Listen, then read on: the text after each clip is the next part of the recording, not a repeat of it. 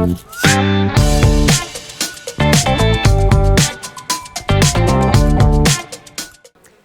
Ritika Jhanji-Jagtiani, and it is an absolute pleasure to welcome all of you to the third ET MSME Awards 2022. How about warming up a bit with a good round of applause to start with? Thank you. Now, micro, small, and medium enterprises, we all understand, are the lifeblood of the economy. Often described as the backbone of the economy, these enterprises significantly contribute to the total share of employment and productivity in our country. And if you look around, then small businesses are everywhere. In fact, I won't be wrong if I say that sometimes collectively, these small businesses, these MSMEs, can become more significant than even big corporations.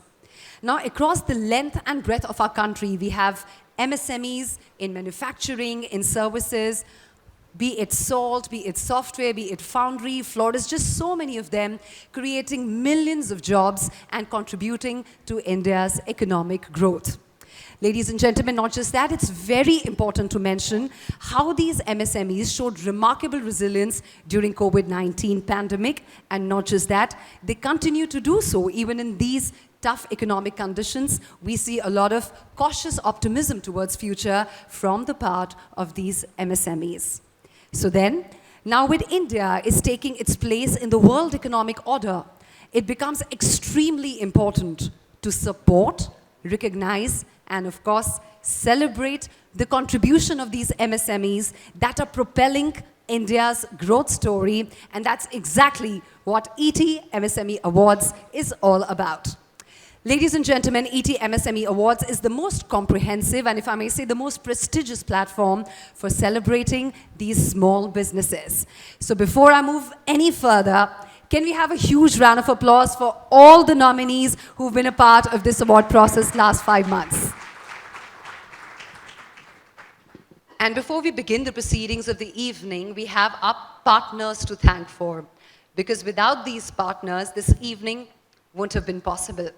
So let me start with our sponsors, powered by Onsurety, Growth Partner Dubai, Platinum Partner Godrej Capital and Zoom, Gold Partner Vivriti Capital, Airtel Business and Maharashtra Industrial Development Corporation, Banking Partner IndusInd Bank, Silver Partner Export Credit Guarantee Corporation of India, Knowledge Partner India SME Accelerator Network, and Evaluation Partner SME Rating Agency of India.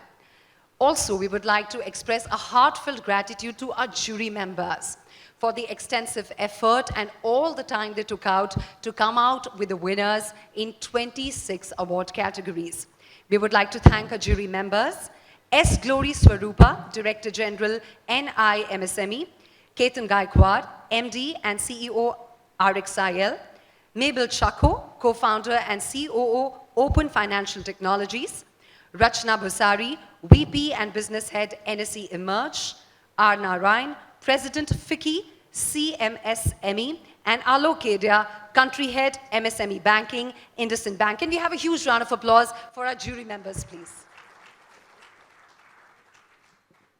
Truly, without them, it would not have been possible to find these hidden gems of the MSME in our country. And now, ladies and gentlemen, let's get the evening started. Without further ado, I would like to invite on stage Associate Editor, ET Digital, Pran Behanga Borpujari, to deliver the opening address.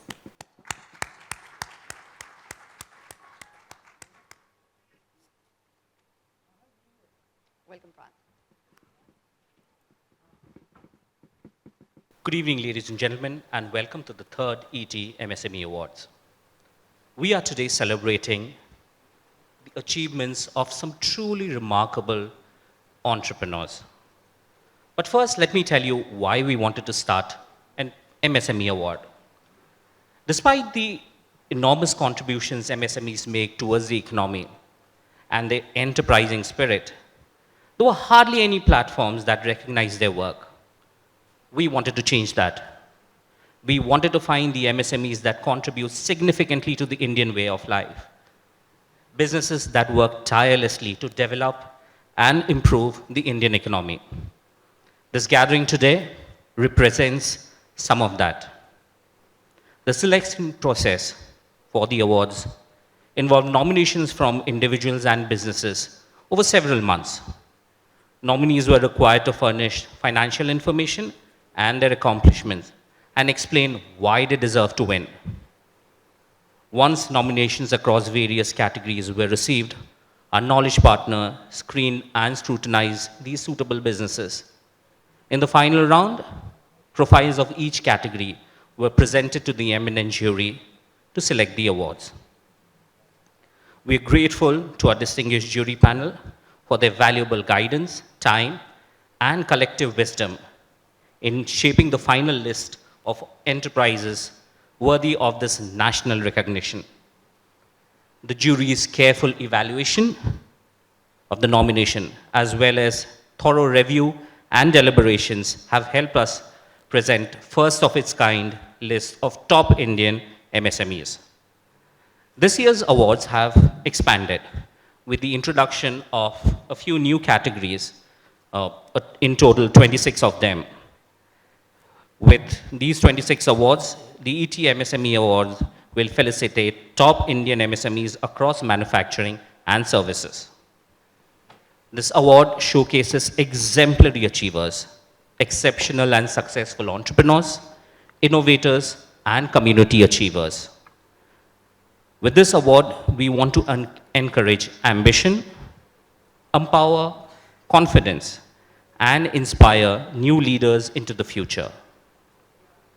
Despite a sluggish global economic outlook, an ongoing geopolitical conflict, macro headwinds, supply chain disruptions, the Indian MSME sector, which contributes over 30% of India's GDP and creates over 10 million jobs, has demonstrated remarkable resilience. Today, these businesses serve as the cornerstone of Indian economy amidst a tough global economic environment. The awards are a well-deserved recognition for the hard work and dedication required to produce the level of business success to thrive today. For entrepreneurs behind small businesses, this award is a fantastic way to recognize the people behind successful MSMEs. Congratulations to our winners and nominees tonight, and thank you for being a part of the awards. Thank you.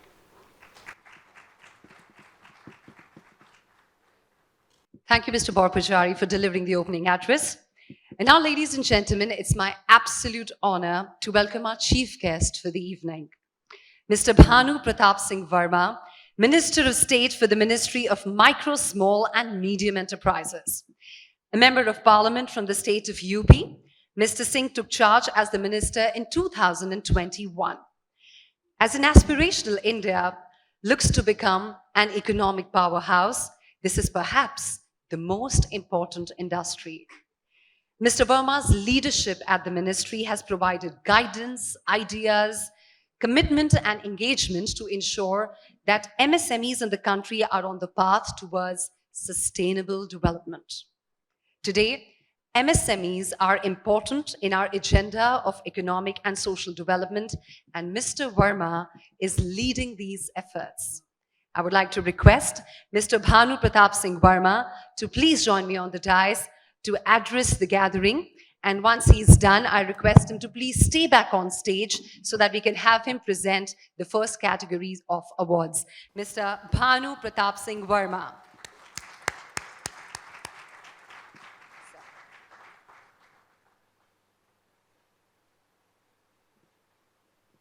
ET MSME Award 2022 के कार्यक्रम में उपस्थित economic times newspaper के सहायक संपादक Shri B पुजारी जी, economic times के संपादक श्री दीपक अजमानी जी, यहाँ उपस्थित इस कार्यक्रम में आए हुए सभी उद्यमियों, पत्रकार बंधुओं, भाइयों एवं बहनों, विशेष रूप से मैं ईटी जो न्यूज़पेपर है उसके सहायक संपादक जी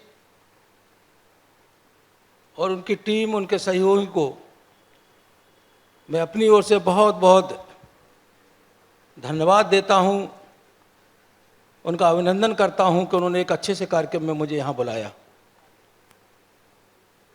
विशेष रूप से यहाँ जितने एमएसएमई सेक्टर से जुड़े हुए हमारे जो उद्यमी बंधु आए हैं, उन्होंने अपने उद्यम में अच्छा कार्य करके अच्छा एक्सपोर्ट किया है और एक्सपोर्ट करके हमारी देश की जो अर्थव्यवस्था है उसमें अपना सहयोग दिया है। ऐसे सभी उद्यमियों को मैं अपनी ओर से अभिनंदन करना चाहता हूं, उनका स्वागत करना चाहता हूं। आज जिन्हें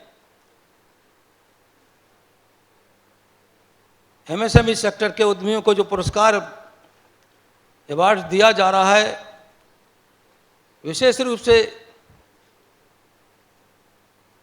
हम लोगों को लगता है कि निश्चित ही एक एमएसएमई सेक्टर एक ऐसा है जो हमारे देश की जो अर्थव्यवस्था है उसकी यह रीढ़ है। हम लोग देखते हैं देश में करीब 6.3 करोड़ एमएसएमई कार्यरत हैं और उनमें करीब 8,000 से ज़्यादा प्रोडक्शन होता है और 11 करोड़ के करीब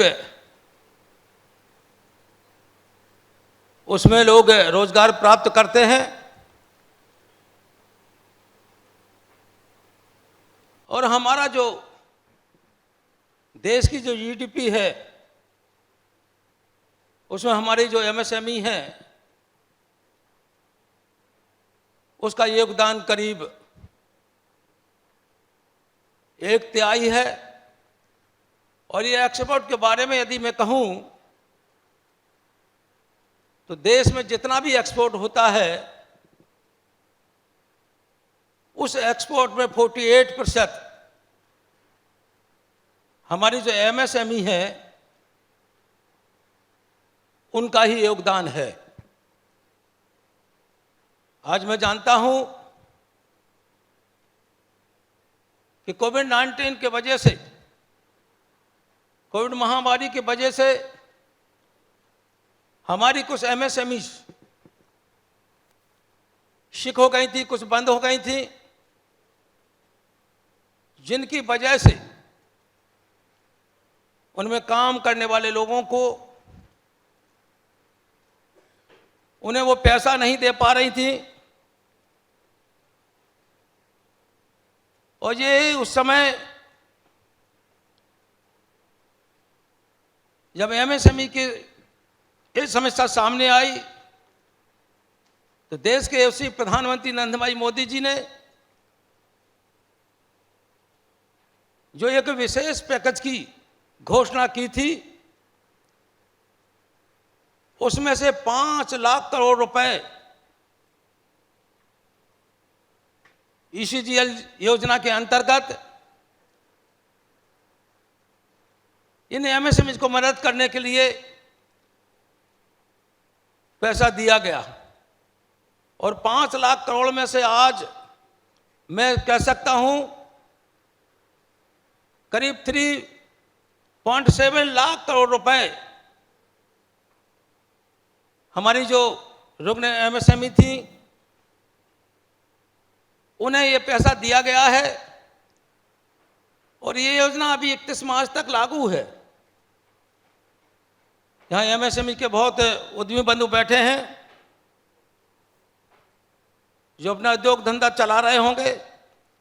ईश्वर न करे उन्हें कोई आवश्यकता पड़े, लेकिन फिर भी अगर आवश्यकता होती है तो निश्चित ECLGS योजना के अंतर्गत, इस योजना के अंतर्गत जो अभी पैसा बचा हुआ है उसका लाभ ले सकते हैं। कोरोना काल के समय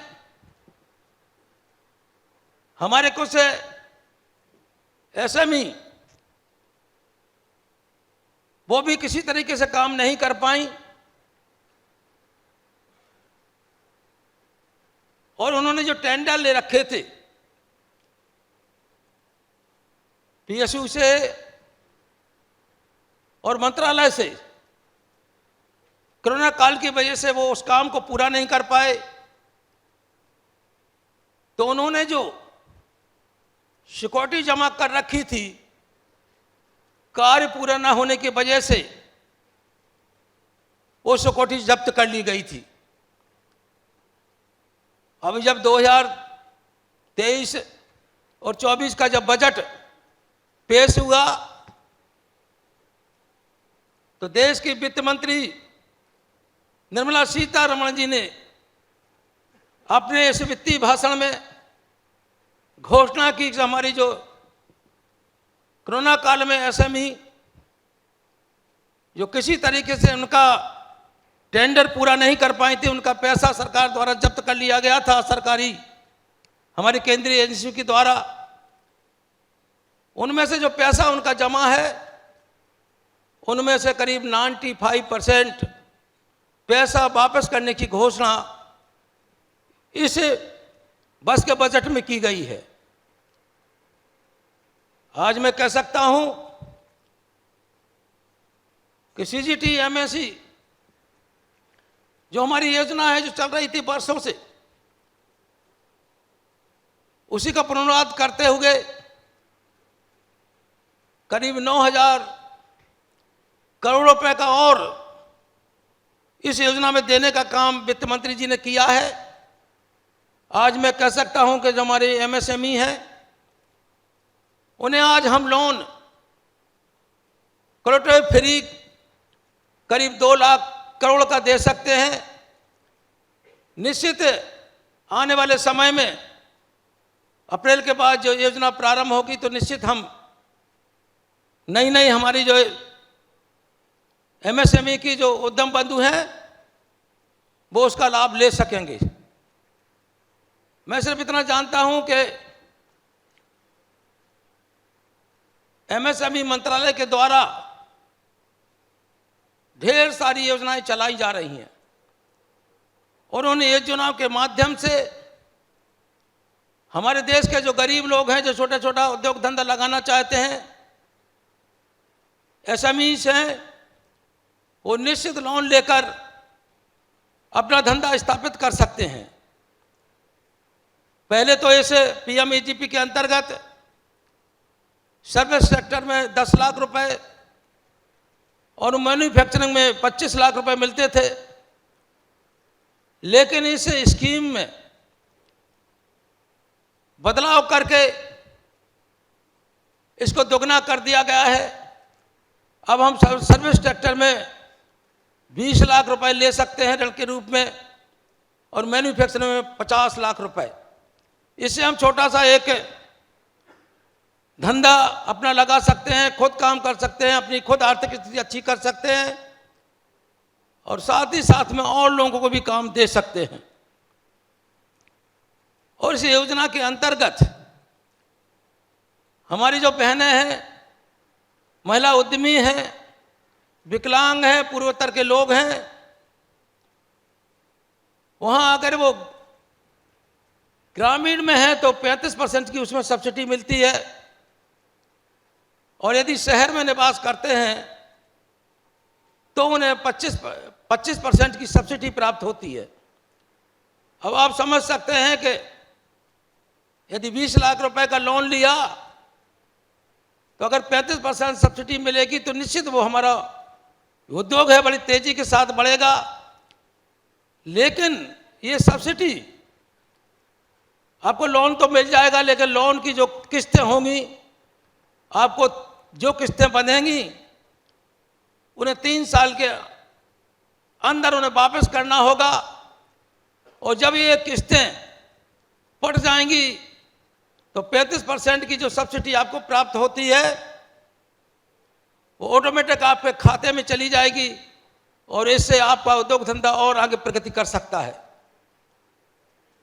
मैं विशेष रूप से यहाँ आए हुए सभी उद्यमियों का अपनी ओर से अभिनंदन करता हूँ और विशेष रूप से उन सभी उद्यमियों का जो अभी अवार्ड लेने वाले हैं और उन्हीं सभी कंपनियों का जो हमारा ईटी न्यूज़पेपर है उसके साथ सहयोग करके इस कार्यक्रम को कर रहे हैं, उनको भी मैं अपनी ओर से उनका हार्दिक अभिनंदन करता हुआ अपनी बात समाप्त करता हूं। जय हिंद, जय Bharat, Vande Mataram.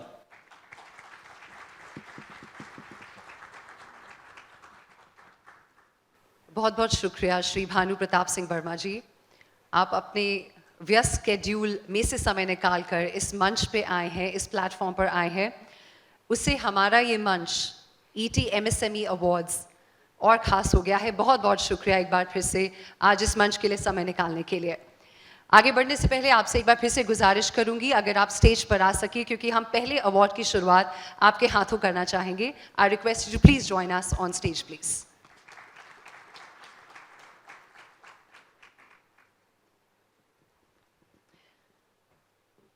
To get the award started, we have the Honorable Minister with us on stage, and I would also like to call on stage Deepak Ajwani, Editor ET Digital, to accompany him in presenting the first set of awards for the evening.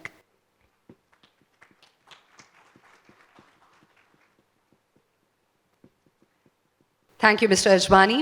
Before I get started with the first category, ladies and gentlemen, we are all MSMEs in this audience, and we know how important it is to cheer up for each other. So I hope you will keep your applause generous as we move into the first category of the evening.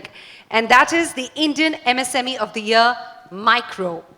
This award aims to recognize and celebrate the success of Indian MSMEs based on the scale of the positive impact created over the past 1 year.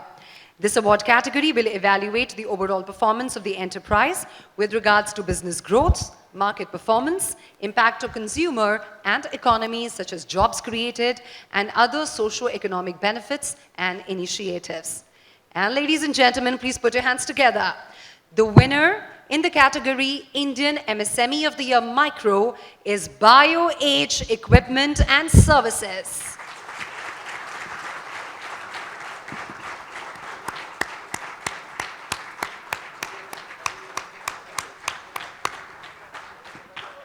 BioAge Equipment and Services was incorporated in 2004 in Mohali, Punjab.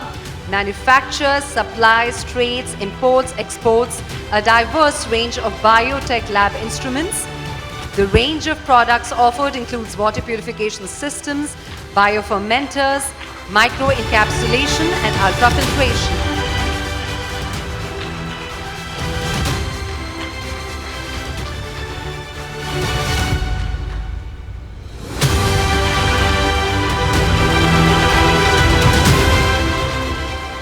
Many congratulations, BioAge Equipment and Services. Moving on to the second category, of course, an applause. Keep it going, keep it going.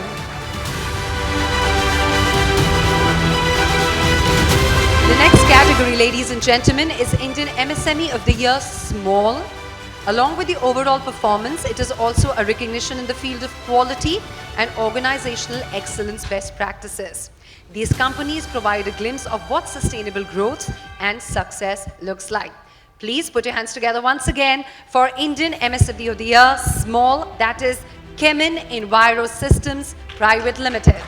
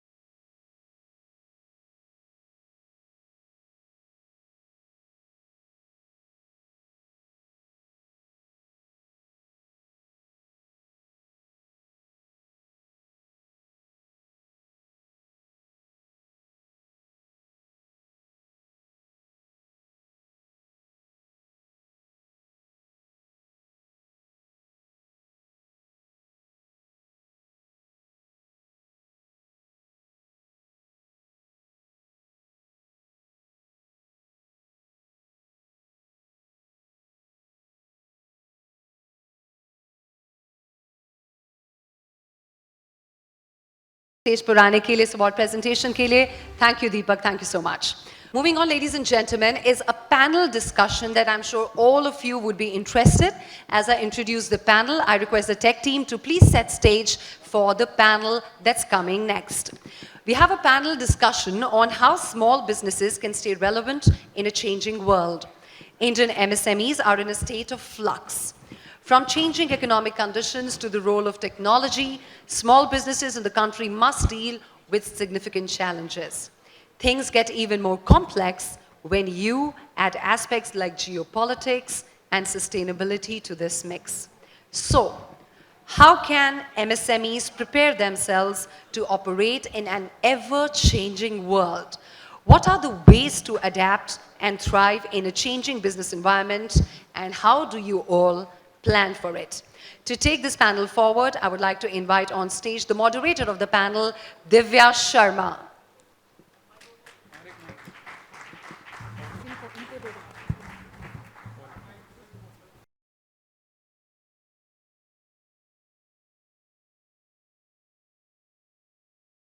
Very good evening to all the August gathering that we have today evening. Thank you so much for inviting us. Now, let me take this opportunity to invite my esteemed panelists for the evening. We have Harish Ladha, who's the CEO of emerging businesses from Airtel. Please, ladies and gentlemen, put your hands together.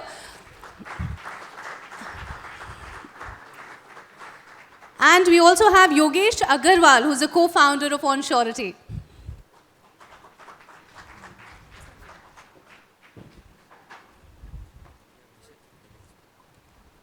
Can we have the mics for the guests? Yeah. So I'm sure both of you are extremely excited, and we've begun the evening on such a high note. We've already had a couple of awards which have been handed out. Once again, thank you so much for joining us. Now, Harish, starting with you, Airtel has been making massive investments from 5G to customer experiences to B2B areas like Internet of Things, cloud security, etc., which is all a very fair game space for startups and SMBs. So in this space, as per you, what do you think? What does the new workplace look like, and what are the new ways and means to conduct businesses? Right. Thank you, Divya, for that question. And I think, first of all, congratulations to the winners. I think it's amazing to see that you have winners from very different industries, and I'm assuming coming from different parts of the country. So big congratulations from me personally and from Airtel Business as well. Right. I think over the last couple of years, how we think of technology has completely changed, right?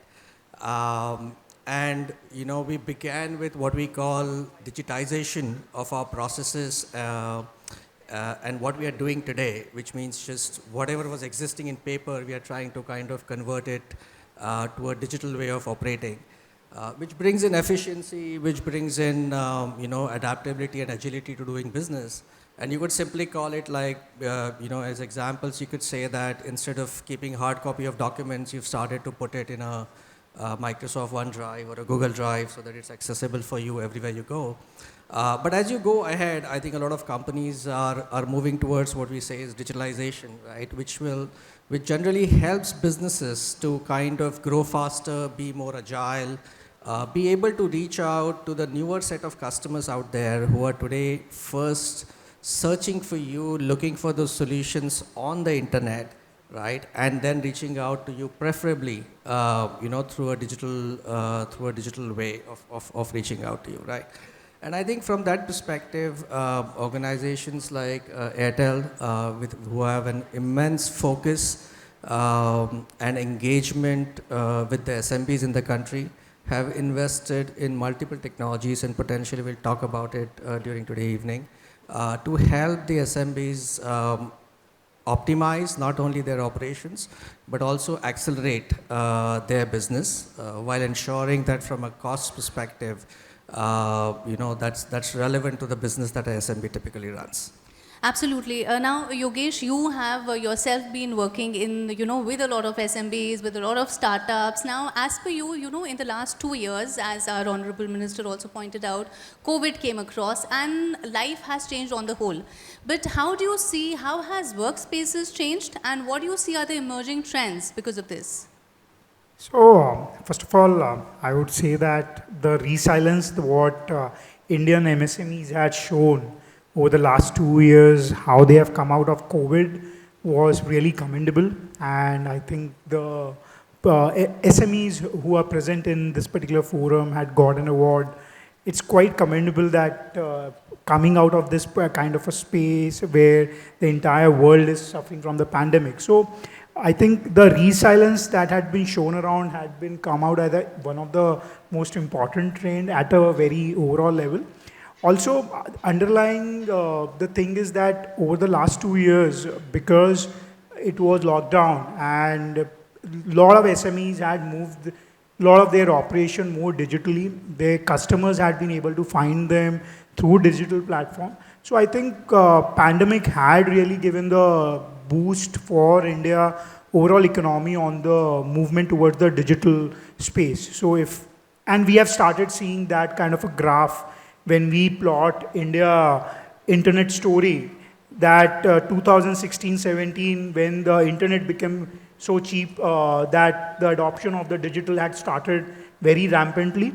And I think this pandemic had also created a boost to the overall graph of the digital adoption. So I think what Sir had mentioned, digitalization was one phase.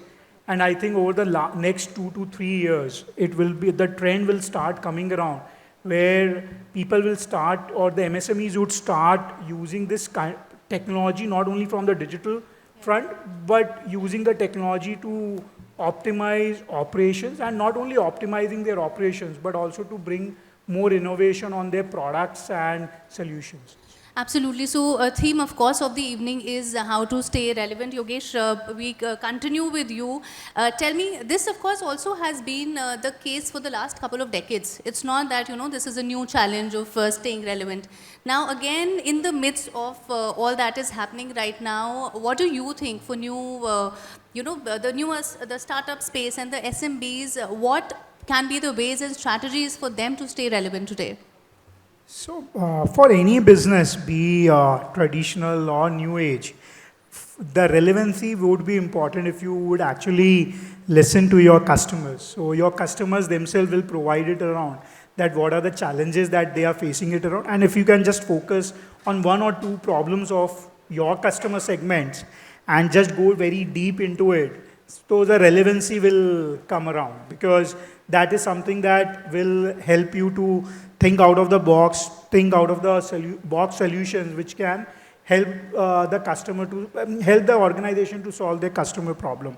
So that is one part. Secondly, again, to have a very strong people function, even if it's a very micro SMB or a small SMB or medium-sized SMB, what effectively the entrepreneur had to learn that if they really have to grow their organization, they also need to spend on their teams, spend on their trainings, which would enable them to actually overall increase the productivity. So one of the stats what in India is having it around that almost 95% of our SMBs are micro. So out of this 63 million or 6.3 crore SMBs that we are having it out, 95% of them will be micro SMB, and only 3 to 4% will be small and 1% will be the medium one. So effectively, how can we bring more micro SMB into the small bucket and small to the medium bucket over the next 5 to 8 years will be very important. And for that, digital will be important, and effectively thinking about the overall team building skills will be important. So what you're saying is, of course, digital is going to be the backbone, but it is very important to remember the roots. That people are very important. What solutions you're coming up with are extremely important. Okay, Harish, if you could tell us what will the role of technology be? Like, of course, helping these SMBs stay more relevant in today's time. Right. I think over the last, if we say 5 to 7 years, right, we have some examples right in front of us, right? I think as a telco enabler, as we moved from 2G to 4G, right, it gave birth and I assume success, if you look at it from a customer experience and fulfillment of need perspective, whether it is to online shopping, whether it is to online gaming, whether it is to OTT platforms, whether it is to 15-minute delivery, right? None of this was actually possible if the technology backbone would not have moved from 2G to 4G, right? Now as we get into the 5G era at least, right? And if you looked at the current statistics, within a 3 to 4 month period, Airtel by itself has more than 10 million unique users on 5G, right? That's close to a 20% base of 5G enabled phones that we already have in the country, right? We've already rolled out 5G in more than 120 cities across the country, and it is growing every day as we kind of speak about it. And I think our chairman has made a statement that as you get to March 24, the entire India will be covered in 5G, right? Now, I think it is to the spirit of the, of the Indian entrepreneurs to actually find the right set of use cases to be able to leverage the technology that 5G offers, right? And we've seen entrepreneurs build billion-dollar businesses on this, right? But I think for every company, where not necessarily you need 5G for everything, but for every company, what technology offers, not only from a connectivity perspective, what technology offers is an ability to be agile, to be efficient, to be able to transcend borders, to be able to reach to your customer. It helps you stay close to your customer. We speak about very, very simple things, and technology doesn't need to be a very difficult thing to understand.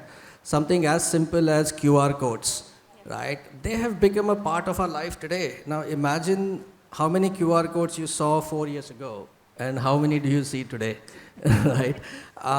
And starting from doing a financial transaction to during COVID's time for restaurants to, kind of show their menu to you. You all use a QR code today broadly, right? So I think how can you look at the technology around you, right? Find a right technology partner who kind of understands how the SMBs have grown over a period of time, adopted the challenges they have faced, right? And trust the technology partner to help you take the next steps, right? I will say that I think that's the most important. I think everybody understands and knows today that technology is crucial for their growth. I don't think that's lost on anyone in this room or outside. The question is, do you have the time and ability to do it yourself? Some companies who are built on technology like yourselves potentially have, but a lot of other companies don't. Can you find the right technology partner who can help you through the journey and guide you to say 1, 2, 3, typically gives you a larger chance of success than doing maybe 6, 7, 8, right? And I think Airtel, in a sense, comes in play from that perspective to help organizations scale up. Very right. Yogesh, now digital, of course, has become a very vital, thing to have. And as you spoke about, also tell us for the small businesses, how important it is, in terms of engaging with your customer, finding out new markets, also training and hiring new people. How does digital help in that space? So, effectively, when we talk about digital, I would say that first of all, customer engagement and identifying new set of customer is basically through digital channels. It had become scaled up very rampantly. Just imagine it out that if you're sitting in India and I think one of the awardee is a Jaipur rug, and they are operating in almost more than 60 countries. I don't think so that without digital, without actually reaching out to their customer digitally, they would have been able to scale up to 60 countries. So that is what the MSMEs had started adopting technology.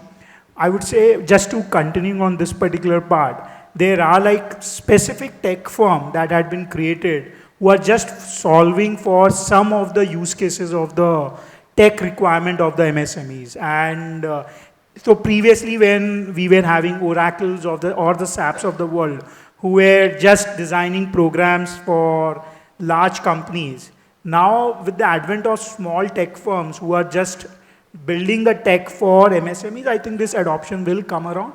And now this platforms are actually helping them in taking their business decision by providing them the right kind of an insights on their data, helping them on identifying the right people for the job to actually hiring them to actually then engaging with their own employees.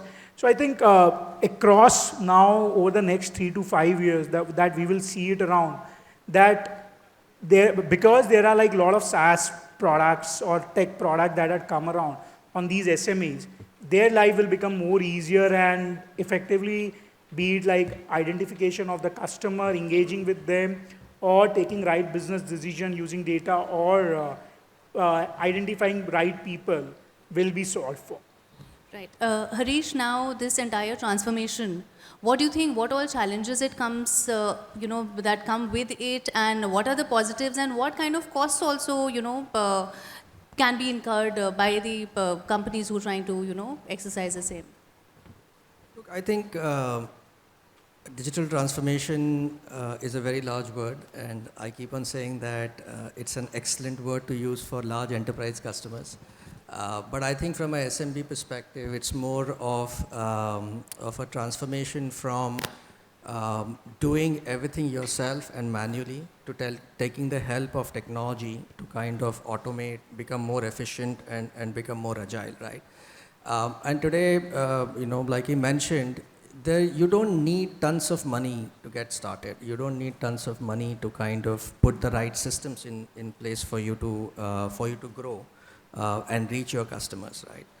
And the way we look at it is that, for example, technology has become is a business enabler. Beyond a point in time, all of us have started to look at technology not as an expense but as an investment. Right? So just like when somebody opens a cafe or you open an office or a factory and you spend money on furnishings, you spend money on the look and feel of the office, you spend money on everything else, on the desks and computers, I think that's the same, that's the investment you look at it, not necessarily as a cost. That's a fundamental thing required for us to engage our customers and grow our business. I think whether having a website, whether having a WhatsApp bot, whether having an ability to respond to customers digitally, I think all of that is becoming a necessity for you to engage your customers, reach out to customers, and grow your business. As you go ahead, we keep on talking about this, that India is the youngest country in the world, right? And it's expected to remain that over the next 20 to 30 years, right? Some people in this room would have kids in different age groups. And I assume you realize that there is a stark difference between how they work with technology versus how we do even today, right? All of us speak about ChatGPT today, but I think these people's lives are today governed by Google. What it shows on Google is the reality, right? So as a business, if you're not online, if you're not available where your customers are searching for you, if you're not able to respond when the customer wants to reach out to you, there will be a second, third, fourth option always available who has kind of made those investments. So in my mind, the biggest, as I meet SMB customers across the country, the biggest block that we face is, one, as entrepreneurs, how much do you value your time versus the premium that you pay for some of these services, right? And the second is, do we continue to look at technology as a cost, or do we really start to see it as an investment, right? So I think that's the way I look at it. I'll go back to what example you gave about Jaipur rugs, right? And I recently met a customer who is in the publishing industry, right? They publish books, right? And during COVID, of course, the publishing of books got hit dramatically, right? Nobody was going out and buying any books. So what they did is, using technology, they started doing two things. First is, their books also had a lot of demand in the European and the US markets, but of course they couldn't ship any books from here. What they did is they engaged with a partner locally. They would find a way to send digital copies. The partner would print it based on the order they have received and still be able to deliver within 2 days in US and a couple of countries in Europe, right? In my mind, that's one way of using digital to kind of expand and enhance your business. The second thing they started to do is started to engage with all the professors, honorary professors who write the books, and said that, why don't we start creating video courses and video content for the students to consume, right? And can I find a way to monetize the same. So they started creating video content along with the professors, setting up small studios and enabling that, and starting to sell those packages at a particular price point. So a book publisher has historically done physical stuff, physical printing, and kind of running the business for, this is the third generation, running it like that. Over the last 2 years has transformed the business to not only go global. And a lot of innovative solutions are coming forth, yeah? Absolutely right. And I think that's what digital is enabling. I mean, our ambition and our aspiration is the end, right? I mean, whatever you aspire for is what you can actually get to today. Absolutely. That's Harish, the next limiting question factor. is also for you. Now, 5G, I remember when Prime Minister Narendra Modi, he was, the live telecast was going on. I was sitting in the newsroom and he was talking to some students in some village. He was talking to a construction site, the workers there, and some robotics, how the doctors can do the surgery. All of that was happening. Tell me, for the MSMEs, in the micro space, how do you advise with the coming of 5G, how can they be, future ready? One is being relevant in the current time. How can they make it a part of their organizations, embed the idea of being future ready? Right. And I think over the last 10 to 15 minutes, I think we've been kind of leading towards this conversation, right? Like we spoke about 2G to 4G, 5G is a game changer. From the use cases that we saw in the market, as Airtel, we showcased a use case of a connected ambulance along with Apollo Hospital. So today there's something we call the golden hour in which the patient needs treatment. With 5G, you can actually have a sliced network wherein you can have the doctors on a video call with all the equipment in the ambulance, and with a nursing attendant, you can actually start treating the patient in the ambulance and save time by the time the patient reaches the hospital. Along with another hospital, we are already working on cases for doing surgery through robotic means, because 5G offers you that low latency, which helps you do that. Now, the way we look at it is there are two types of organizations we speak about. There are some organizations which will build businesses basis 5G. So as long as you understand what 5G brings to the table, organizations will build new businesses, look at new use cases, and kind of you'll see new set of organizations come up. Then for the other organizations who are, for whom that speed is not necessary, and there are tons of organizations, we spoke about 95% being micro in the country, right? So for a cafe, necessarily a 5G does not make a big difference, right? But what potentially makes a difference is today, when we look at connectivity on broadband or any of those media, you really need to dig up the roads to lay the fiber, correct? And that kind of causes inconvenience and is really a pain for everyone involved. But with 5G coming in, with endpoints which are connected to our 5G towers, where you really don't need to lay fiber, you could get fiber-like speed remotely, right? 4G could not fulfill that promise, but 5G will clearly fulfill that promise. So you could get the speed of 5G sitting in your office and without waiting for the fiber to actually land at your door, right? So from our perspective, we say that look at the technologies around you. Talk to a partner who understands different sets of technology, and work with that partner to ensure you are taking the right steps, which is important for your business. As an example, if Airtel Business works with 1 million SMBs across the country and we engage with them, we would typically know a playbook of a successful SMB saying, if you have been in manufacturing, this is your technology adoption curve, correct? So when someone else gets into that space and starts the journey, we could actually sit down with them and say, we've seen the success if you follow these steps 2, 3, 4. So we're not being prescriptive, but we are being advisory, and of course the decision is with the organization to take, right? Right. Yogesh, now with you, you have been running your business very successfully, and we do have a lovely gathering of people here who would love to know any tips which you can, give, any key learnings that you can give for them to, run a successful business. Now, one of the key learnings that I learned it around is basically when you really want to establish or run a big organization or aspire to become big, you need to have a very strong team, and you need to invest onto them. You need to hear them around more patiently, and then actually take decisions also, because at one point of time, your skill sets as an entrepreneur would be limited. So you need to hire or you need to get experts in that particular domain who can help it around. So one aspect is, of course, the team building exercise, and making sure that your team is happy is also one of the important aspect. And second is, of course, keep on listening to your customer, because your customer will actually make your next product roadmap. So what the product you really need to launch it out. So by discussing it around with your customer will definitely help you to come up across what are the add-on products that you can attach to your same customer sets to make them more engaged, and not to again spend money on acquiring them, but to go more deeper on them. So these are the two aspects. So we go back to the basics again here. Customer is the king, and you have to value and treat your people extremely well.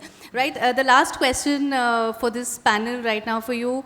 Now, Airtel, of course, as we started with in the beginning, we spoke about how massively you guys have been investing, but not talking about the big ones, just in the MSME and the SMB sector. What kind of investments are you making? Look, I think, like we mentioned earlier, we work with close to 1 million customers in the SMB space today, right? Which means we have an ongoing engagement with them. Our investments have been in 3 fronts, right? One is, of course, just the investment in the network to ensure that there's a seamless experience, whether you're using our mobility connections, whether you're using our lease lines, and some of the newer solutions which we'll talk about. The second large investment actually, and you touched upon it, is actually people. Our entire MSME business till about a couple of years ago was run by a team of 250 people in the country, right? In the last 2 years, we have scaled up that team to about 1,500 people. So we have 1,500 people in Airtel who are focused on the MSME sector, which is more than 25 employees and up, right? In 104 cities across the country, right? So from 300 to 1,500. And all of these people are equipped with digital tools to be able to engage with you, show you the products, explain to you the difference between the products, and also enable you to make the right choice and process your requirements. I'll give you simple examples of what it's become. Earlier, if you bought a mobility connection from Airtel, it would take you up to 24 hours to 48 hours to activate the SIM. Now, with the way we operate with our account managers in the field, you could do it in between 2 to 4 hours, right? So that's kind of customer delight. Earlier, if we used to take to install some of the lease lines, we could take about 3 weeks, 4 weeks. With the way we operate today, we deliver a lease line between a week to 2 weeks kind of a time frame, right? The documents were all collected physically earlier, which meant that there could be misuse of some of the documents which companies gave to our partners, because the physical documents beyond a point in time, till the time it reaches Airtel, we couldn't control. All documents are collected digitally on the platform, so that they come directly to Airtel's secure platform and nobody really has access to the documents, right? So the second thing, like I said, is among digital processes and people. There's a large investments that have been made. And the third investment is really, retweaking and our product portfolio and launching new products which are more relevant to the MSME segment. For example, you look at the broadband space that we speak about. A lot of customers speak about, we're buying a broadband. Airtel introduced what we call Airtel Office Internet, which is basically a broadband which is a secured connection for your organization, right? Which means that it contains DNS security, it secures your endpoint as well as it secures and provides you a complete clean pipe. Now for an SMB, which is say 5 people, 10 people, 15 people organization, if you need a broadband, you really don't need to worry about security because Airtel kind of puts it all in one package. And like you mentioned, you pay it on a monthly basis, right? So you don't need to make further investments in any of these. Neither do you need to monitor/manage that. As you go up the hierarchy from a customer experience or a customer engagement perspective, Airtel launched a customer engagement platform which we call Airtel IQ. on which you could do all your customer engagement, send them SMSs, send them WhatsApp, manage the interaction with your customer, whether it is promotional, whether it is transactional. And it's very easy to set up. You can set it up in between 4 to 8 hours time frame. You can go online and set it up yourself with the right set of documentation, and you can start engaging with your customers, in an 8-hour kind of a time frame. Besides that, of course, Airtel owns and runs 75% of Nextra, which is the largest data center company in the country. So whether you need private cloud, public cloud, or even just looking for hosting your servers, I think Airtel Nextra data centers are always available. I think we've made a shift over the last couple of years. We're still in the process where we're saying we will move from being a telco to a techco, looking at all our customers, focused on SMB, but also on large enterprise customers to be able to offer solutions throughout the lifetime. And like he rightly mentioned, really looking forward, that a large chunk of our micro customers move to small, and a lot of our small customers move to medium and large. And I think that's really the endeavor of Airtel, to be a partner in this journey with all our customers. Absolutely. Thank you so much once again, Yogesh and Harish, for sharing your views. And let's continue with this evening. Looking forward to a lot of other awards being given out as well. Thank you. Thanks. And let me invite Ritika back on stage to continue.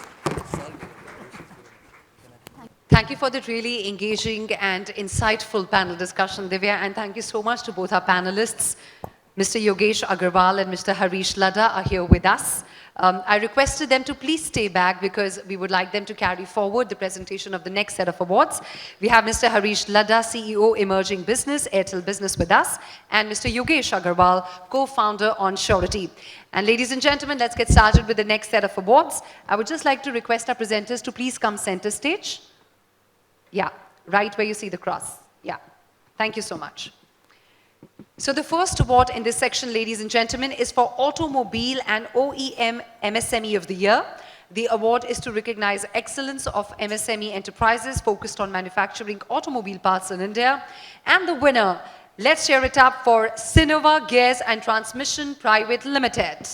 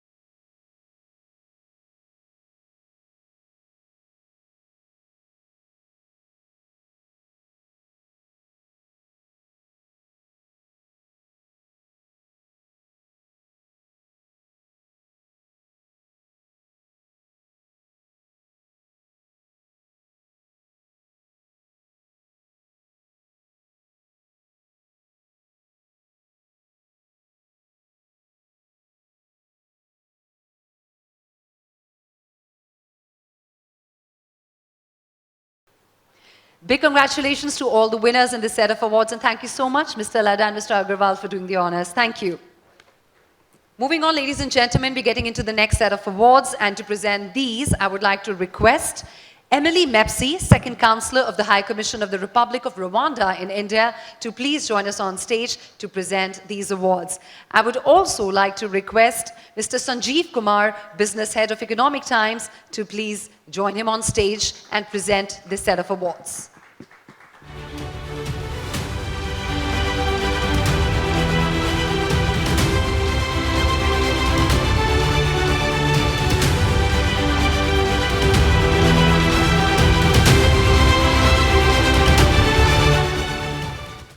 India's textile has always been its strength and is recognized across the world for its quality and uniqueness. Our next award is the Clothing and Apparel MSME of the Year Award. And the winner, ladies and gentlemen, let's hear it up for United Polyfab Gujarat.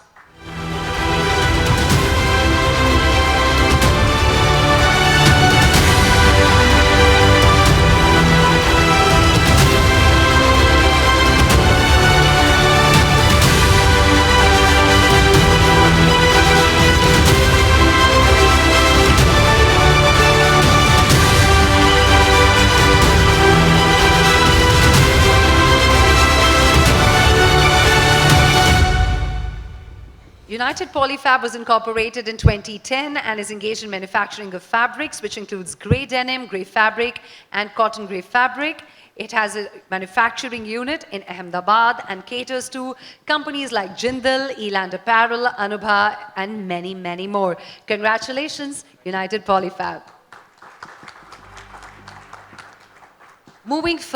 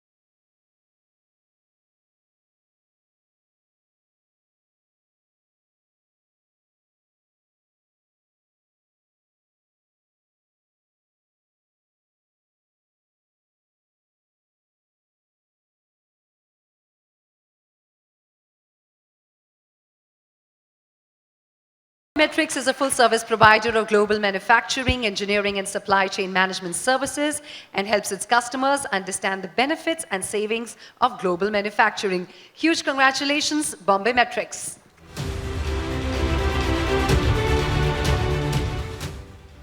And with that, we come to an end of this set of awards. Thank you, gentlemen, for doing the honors. Thank you so much.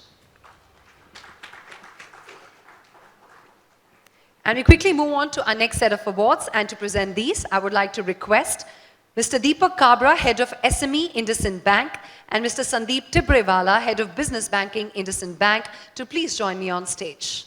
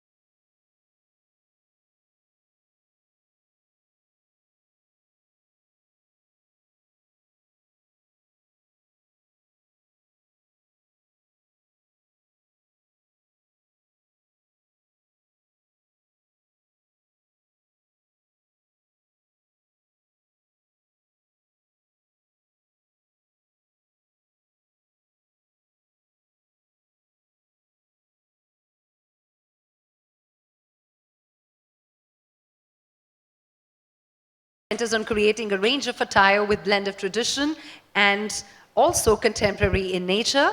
Its crafted inspirations pay attention to details, designs add elegance, boldness and grace. Huge congratulations, Sudha, very innovative and well done.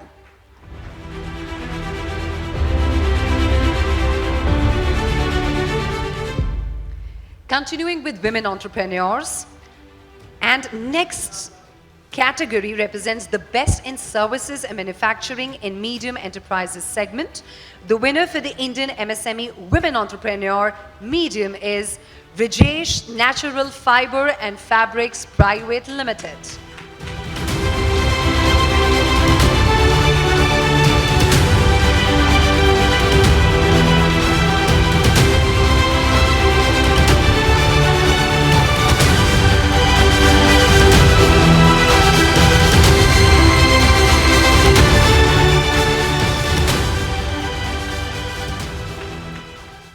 Rajesh Natural Fiber and Fabrics was born in 1970 to increase the sustainability of silk spinning by recycling waste silk yarn.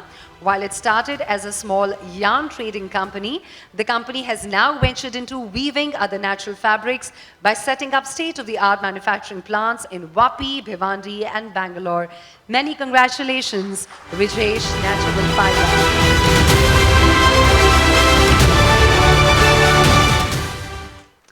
And with that, we come to the end of this set of awards. Thank you so much, Mr. Kabra and Mr. Tibrewala, for presenting the awards. And up next is also another very special panel discussion to learn from. I request the tech team to please get the stage ready while I introduce the panel discussion here. India aspires to be a 5 trillion economy, with the government envisioning the MSME sector to contribute $2 trillion. Millions of small businesses in the country already form a vital cog in the wheel for the Indian economy, and the sector is hugely important for job and wealth creation. The sector has seen significant government support in the form of funding, schemes, and ensuring that there is ease of doing business for small businesses. However, considerable challenges remain, and MSMEs in the country have many unresolved issues. So, the topic for the panel discussion is the road to a 5 trillion economy rests on a 2 trillion MSME sector. The aim of this discussion is to figure out the opportunities and challenges that MSMEs face and the possible solutions for them. Not taking further time, I would like to quickly invite onto stage the moderator for the session, Assistant Editor, Economic Times Digital, Neha Diwan.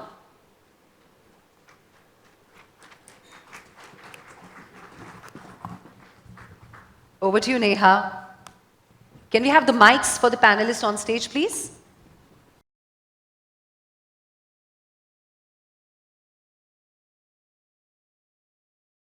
Thank you. Thank you, Ritika, and hope you all are having a great evening.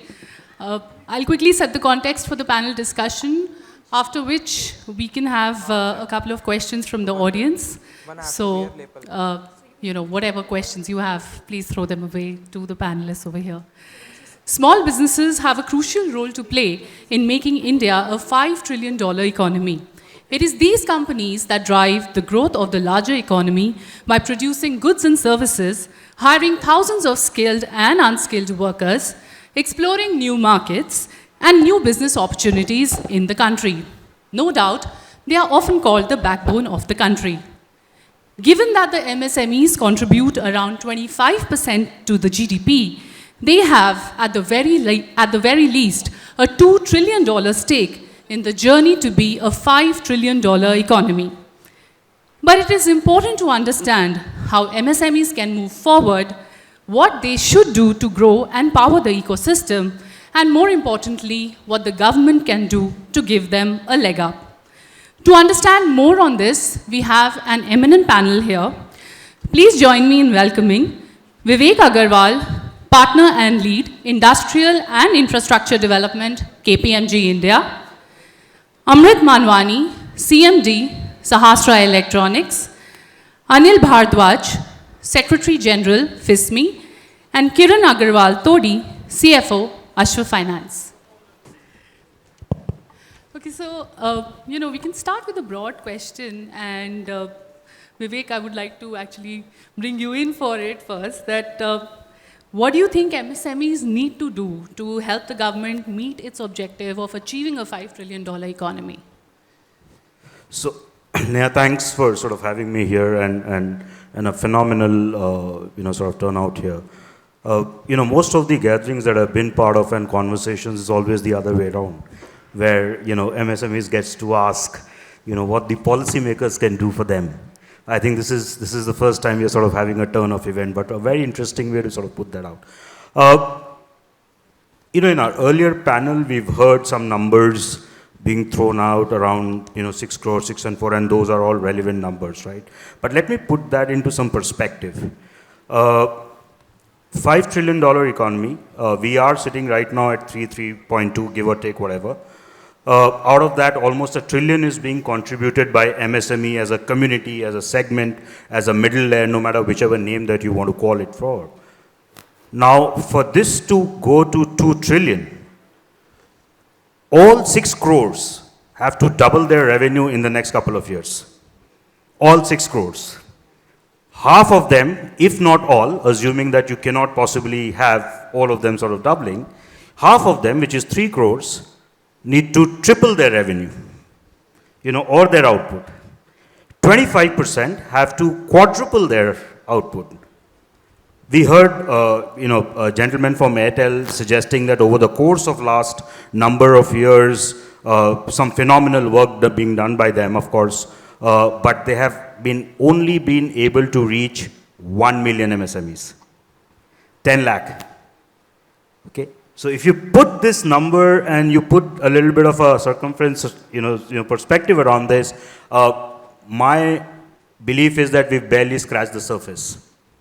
We haven't even reached even 5% of the breadth and the depth that we intend to and we should be reaching. Now that's the what part of it. Let's come to how. The first and foremost aspect that MSME will need to sort of undertake is a very important aspect, right? I mean, what I always like to say is, don't sell what you make what you can sell. And why I say what I say, there are 4 messages that in all my conversations and some of the mid-segment SMBs that I work with, traditionally these businesses are legacy-dominated businesses. There is a life cycle that they have seen and they have continued to be part of that life cycle.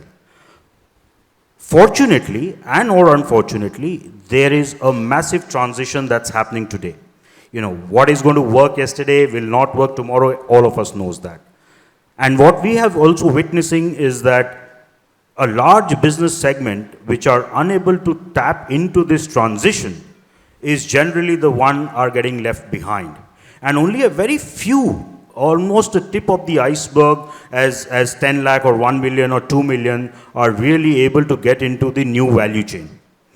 So unless and until you really start to respond to what the needs of the market are, the chances are that perhaps a large segment of SMBs will be left behind. That's the first message. The second, move up the product and value service chain. Why I say what I say, right? Very rarely will it happen that the ability to control the ecosystem from a cost side, will be under your command, or most of the single hand or double hand promoters command, because that is a factor that will constantly start to see a linear movement. Your cost structures are rising, right? I mean, what it was 2 years back, today the cost of labor, power, electricity, so on and so forth. Some of it is because of inflation and some of it for various other reasons. So there is already a supply side pressure.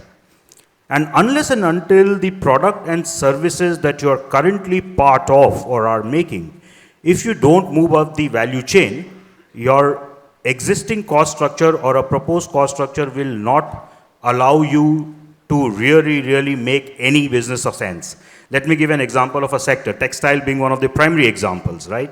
We have generally sort of depended on a lot more labor efficient oriented textile, which is a large segment of it, right?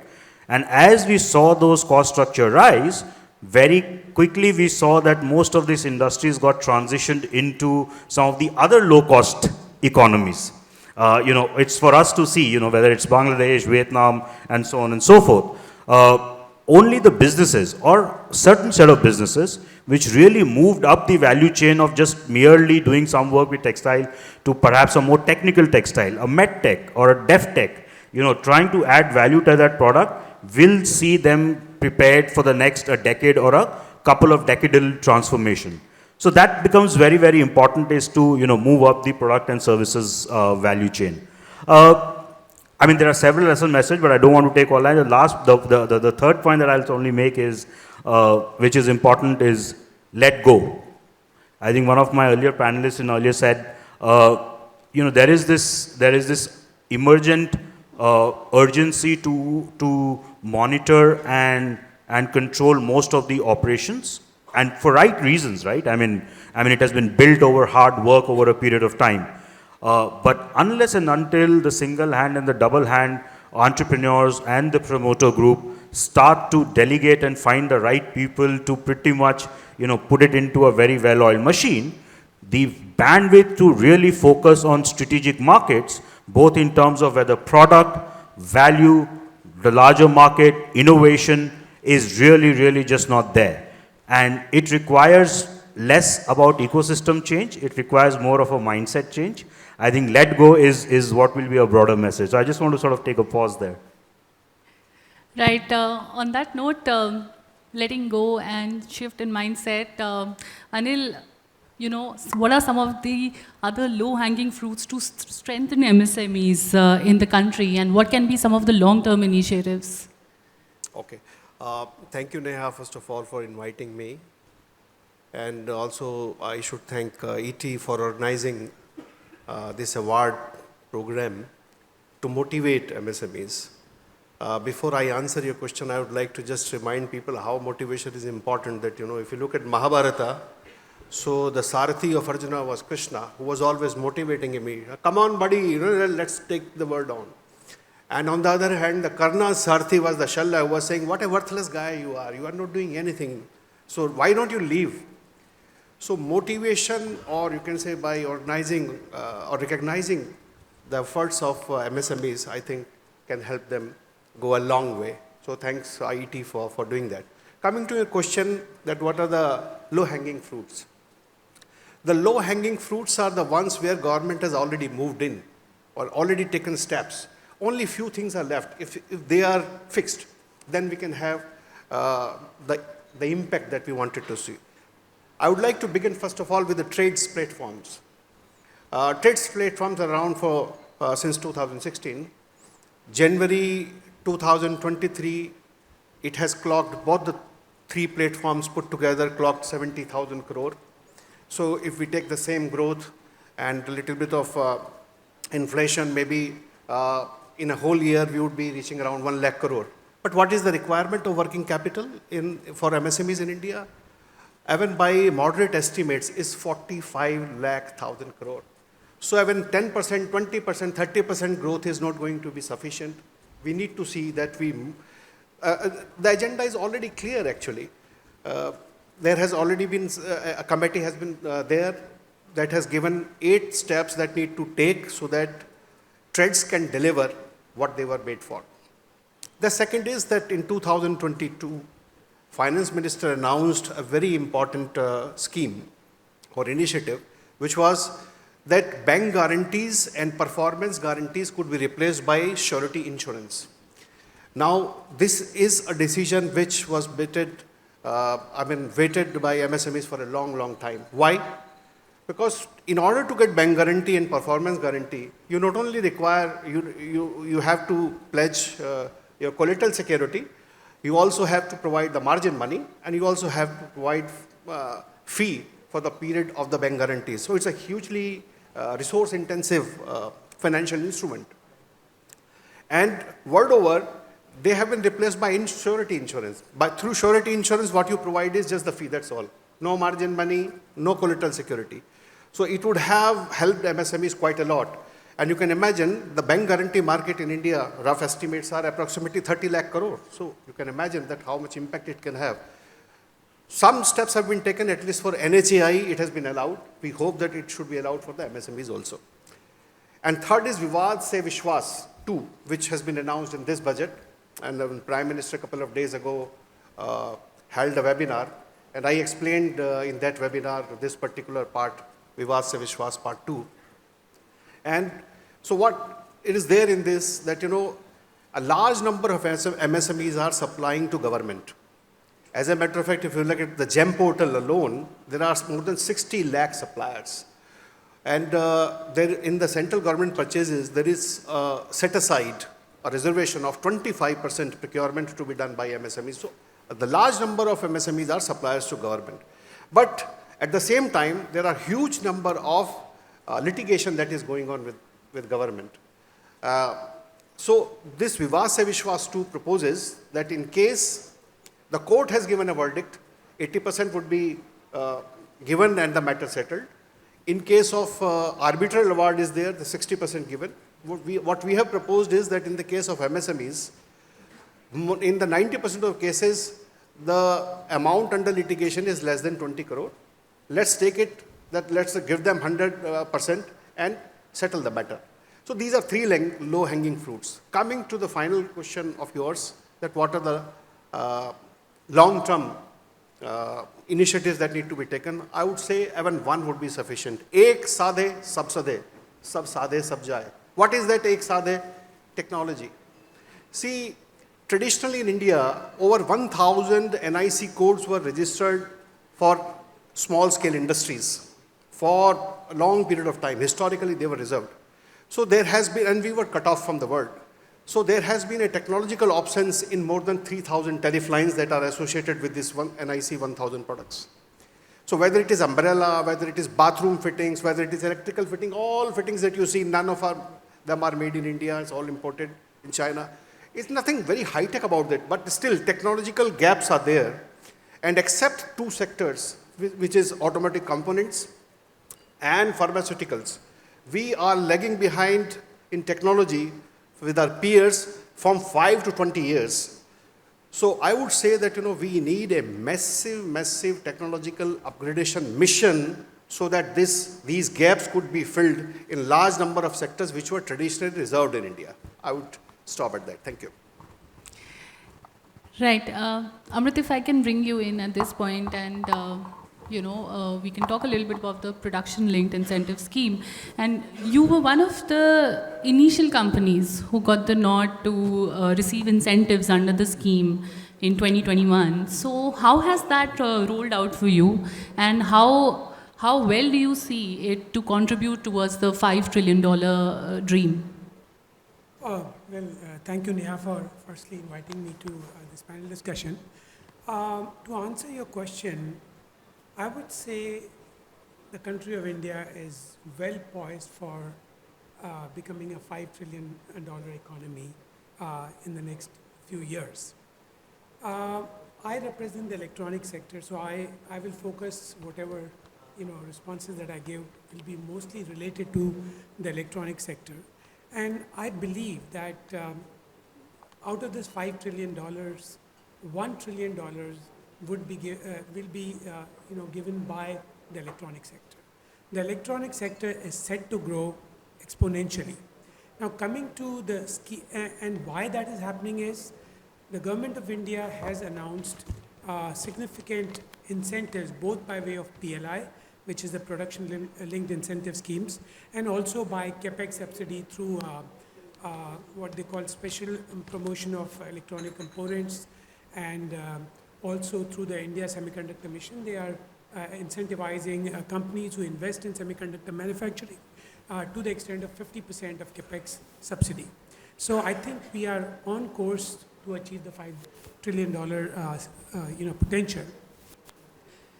Where does the MSME role fit in?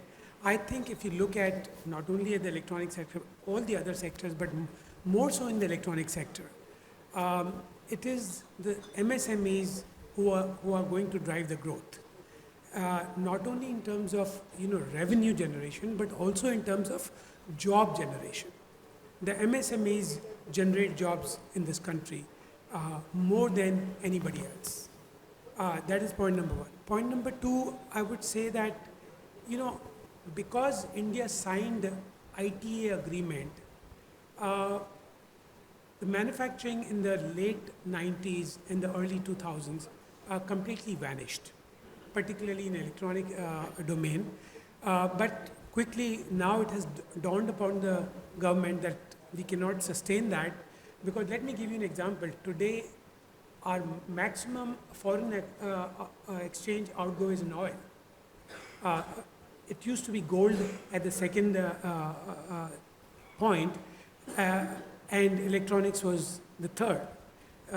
Now electronics has taken over gold. So we are, spending more foreign exchange and importing electronic products and components. That is not sustainable. In fact, if you look at the projections of the government of India, we're saying that currently our demand in the country for electronic products is about $100 billion.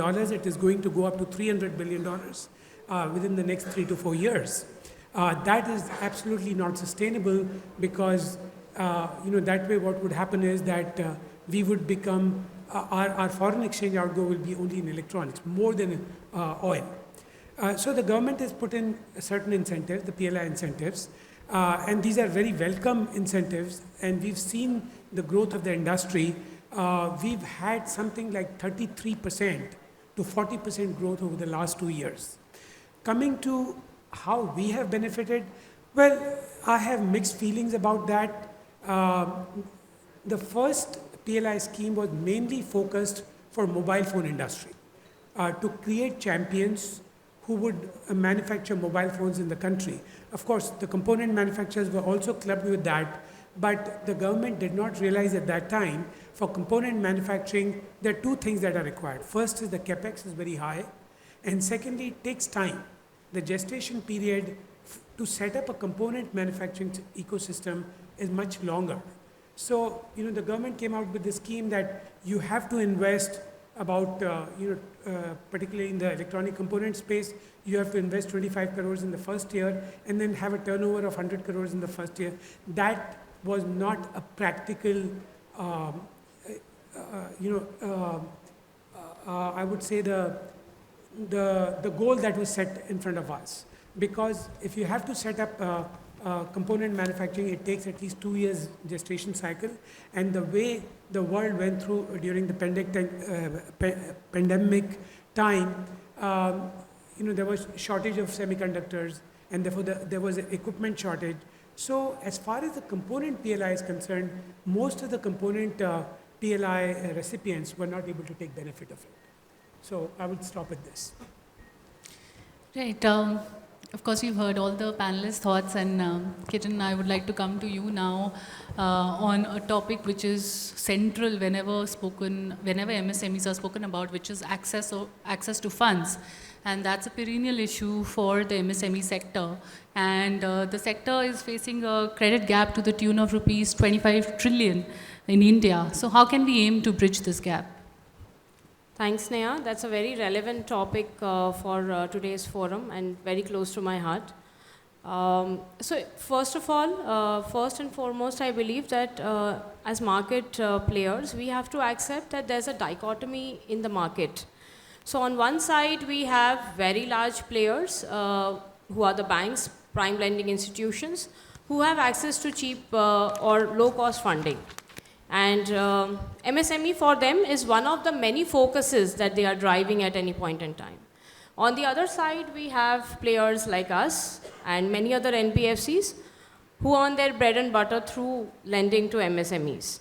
But we have very restricted access to low-cost funding and which can enable more funding to MSMEs. Now, how can we bring an ecosystem that works in favor of the MSME is by a collaborative partnership between these two different set of players. I think co-lending has been a very big initiative, and it has received a lot more push from the regulator in the last couple of years. And this co-lending will help that the low-cost funding reaches to the end MSME through the partnership of the bank and the NBFC. But having said that, it's just the start. We've just made, I think, some progress in 1-2 years, but beginning is half done. And I think as we see more credit cycles on the MSME sector, maybe 2-year, 3-year period cycles, and then co-lending takes off, it will be a big thing to bridge the gap. So this is one of the things I think I would like to talk about. Recently, we've also seen some very good work. I think it was covered during one of the conversations in terms of the CGT MSE scheme. Likewise, I think there's a lot of revamping and revisiting that is required on the priority sector lending and on Udyam certification. So these are some areas where we are still lacking behind. There's a lot of opportunity where we can work on that. A decade back, so if we go a decade back and we think of the affordable housing, there was phenomenal growth that this industry saw. And what made that growth? That was basically the Housing for All scheme that was launched by the Prime Minister of India and the PMAY scheme, which is Pradhan Mantri Awas Yojana, which gave it a significant push. And through this, there were refinance lines that were made available at low cost to the affordable housing. I think similar push, both from the government as well as regulator is required, and alongside the partnership of banks and smaller NBFCs to bridge this gap. Right. And Vivek, along with funding, I think land and labor reforms is also on a similar plane when MSMEs are spoken about. So how well have we been able to map that journey so far for the sector? That's a tricky one, right? Traditional wisdom will always percolate that your factors of productions have to be really in place, which is land, labor, capital, and now technology, right? Without that, really it becomes extremely challenging for a very small business to really navigate this complex ecosystem. And I don't think it'll get solved tomorrow. Let's just be very clear about it. These are some very, very deep-seated legacy aspects. Labor reforms was of course undertaken, but of course it has its lead time by the time the rules get notified and so on and so forth. 15 states have gone ahead and created their own rules, which is to be notified. So I think there is a lot of work happening on the labor reform side of it. Another couple of months and perhaps a year, we are hopeful that will see a light of the day. Land on the other side is a very, very different issue, right? I mean, today the only finite or only resource that government has or even our country has is on the land side of it. Now, I just want to take a pivot here on the land side of it, right? Now, on one side, we have what we seemingly call the scarcity of this land, right? But on the other side, where there is purpose-built clusters, okay, whether it is food park, textile parks, or so on, the absorption of that is minimal. Let me give you some example, right? There are n number of food parks that have been created in the country over the last number of years. And today on the primary sector, the absorption level could be anywhere ranging from 30 to 35%. And that is really a plug and play outfit that is available for the larger businesses to tap into. What I mean to say is, yes, it is difficult.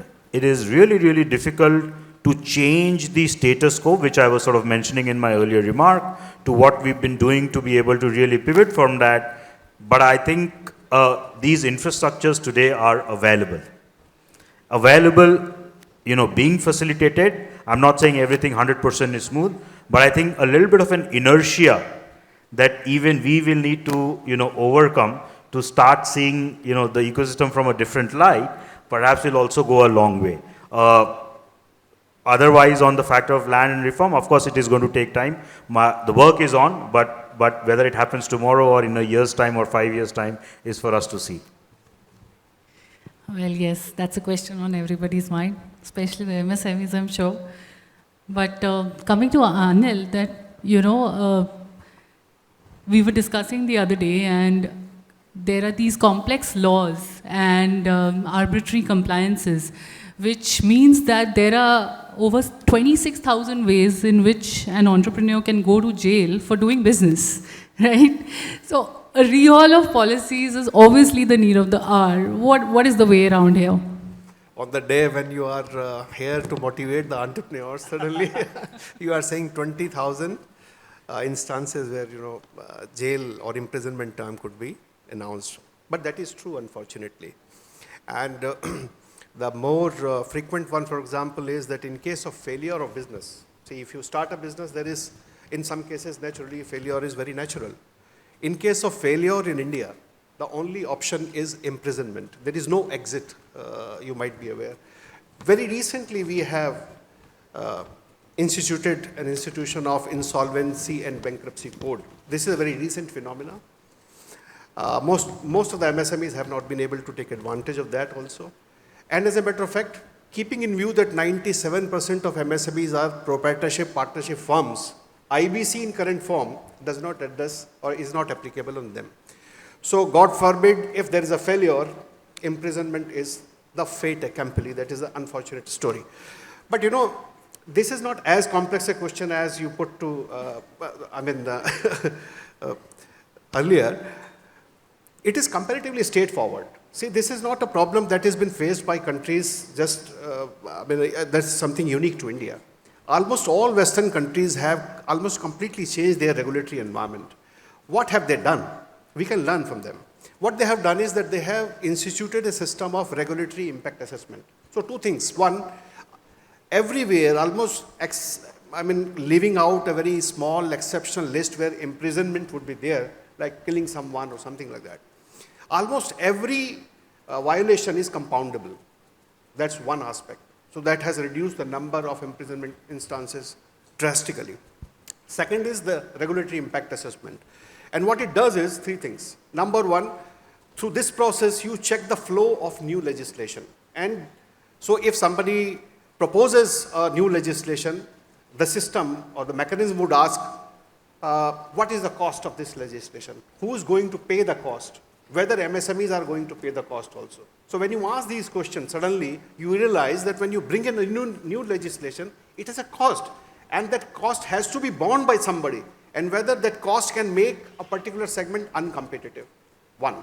Second is that we already have legacy laws and a large number of legislations are there.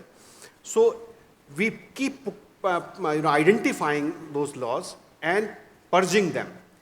Like one of the best example is by South Korea. After financial crisis, through the presidential decree, it asked all the ministries, tell me the number of laws that are there in your ministry and send me a list of 50% which we would purge within a month. And you won't believe, within 1 year, they reduced the number of legislation by 50%. So, you have to be ruthless in cutting this red tape and reduce the cholesterol, that is regulatory cholesterol that is there. And third is, by putting a clause in every law, a sunset clause, that this law is for up to this period, after that it will automatically die. Unfortunately, we have laws that are coming from since 70s, 18th, 19th century and it goes on. There is no deadline. So I think through this we can improve the regulatory environment. Right, and Amrit, about semiconductors, as you know, the government has been putting a lot of emphasis on semiconductors. So what are the global learnings from this and how can MSMEs take this forward? Okay, let me share some statistics with you. It took 75 years when the first semiconductor was invented to come up to about $500 billion worth of demand in semiconductors. So today the demand for semiconductors, all forms of semiconductors, is about $550 billion, which is about $500 billion. by 2030, so barely 7 years from now, the demand would double. So that is the growth of semiconductors worldwide. Semiconductors is in every aspect of our life. Whether you look at hearables, wearables, mobile phone that you carry, the calculator you work on, a PC, laptop, tablet, LED lights, everywhere you see semiconductor. So semiconductor is very important for every nation. And rightfully so, the government of India has recognized the necessity to have some semiconductor ecosystem in the country. Now the government is pushing, government has earmarked $10 billion or 75,000 crores as a grant for anybody who's investing in semiconductors. So that's a very, very positive step. There are other countries, even the United States of America has given $50 billion grant to people who are investing in semiconductors. So semiconductors are very important.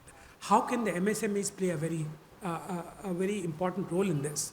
Firstly, as many panelists earlier also said, we have to embrace technology. And how do you embrace technology? You have to invest in R&D. So today, what happens, all the MSMEs, typically they copy products from Japan or Taiwan or Korea or now even China. I think we have to change that mindset, and the MSMEs have to invest in R&D. So from I would say a trading nation or a copycat nation, we have to become an R&D nation. So all the MSMEs, although MSMEs say, oh, we don't have that kind of margin to invest in R&D, I don't think that is correct. We have to change our mindset, and only when you invest in R&D, you would come up, you will be on top of technology, and therefore will be able to produce products and offer products not only for the country of India, but globally.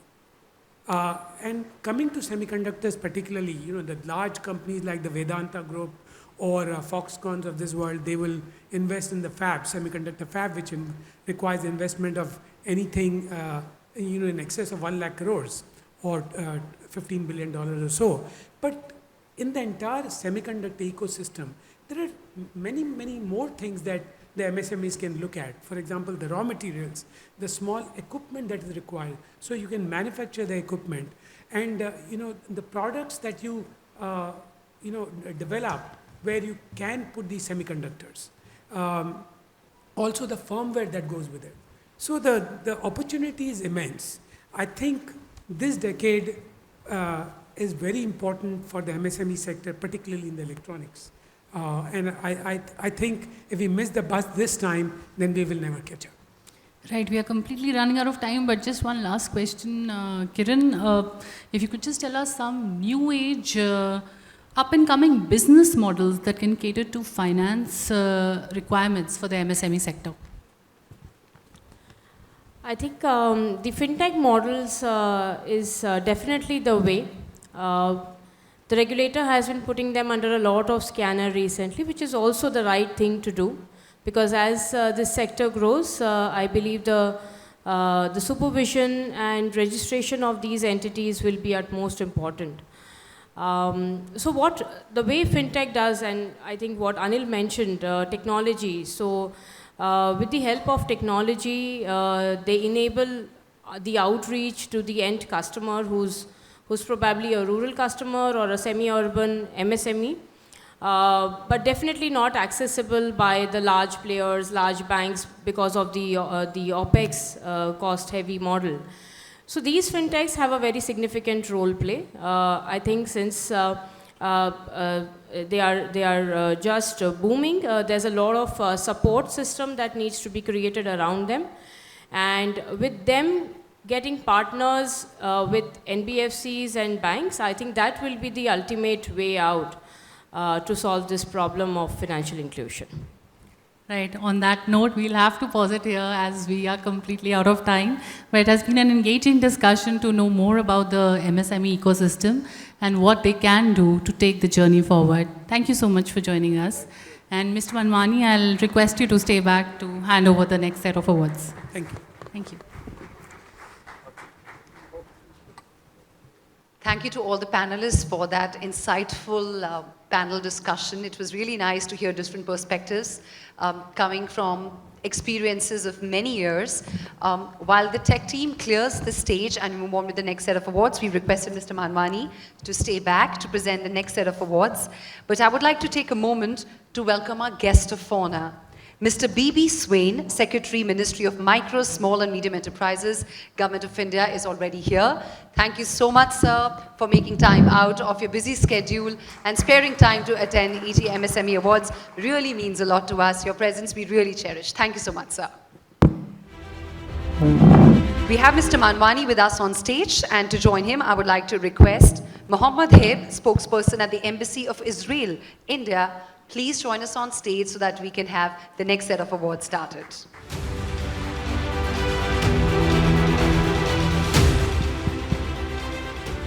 All right, ladies and gentlemen, here we go. Our next awards aim to celebrate the success of Indian MSMEs at the global level.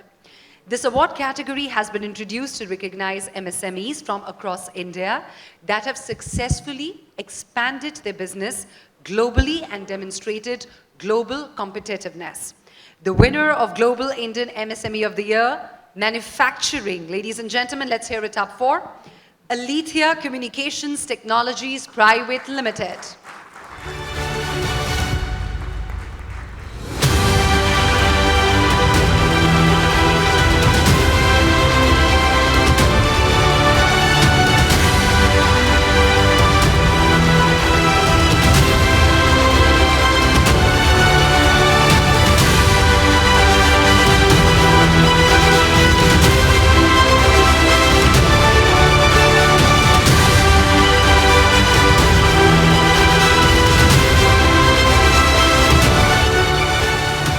Alethea provides test and measurement products and services for global wireless broadband industry, ladies and gentlemen.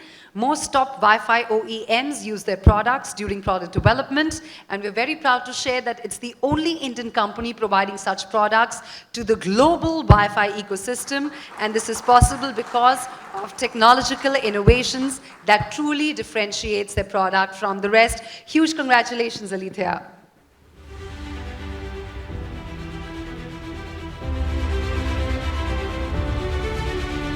Moving on to the next award, India has witnessed a rise of a strong entrepreneurial wave due to increased global demand for automation, digitalization, and integration of latest technologies such as artificial intelligence and data analytics. With its ability to scale and serve customers in different international markets, the winner of the Global Indian MSME of the Year services is Skillion Tech India Private Limited.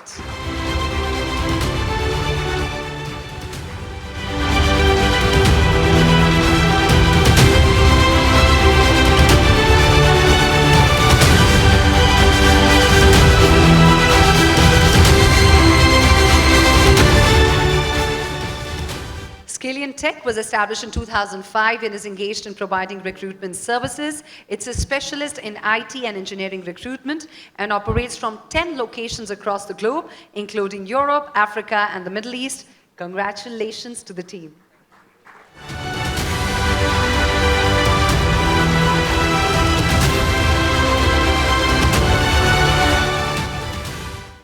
Thank you so much to the presenters for doing the honors. Thank you.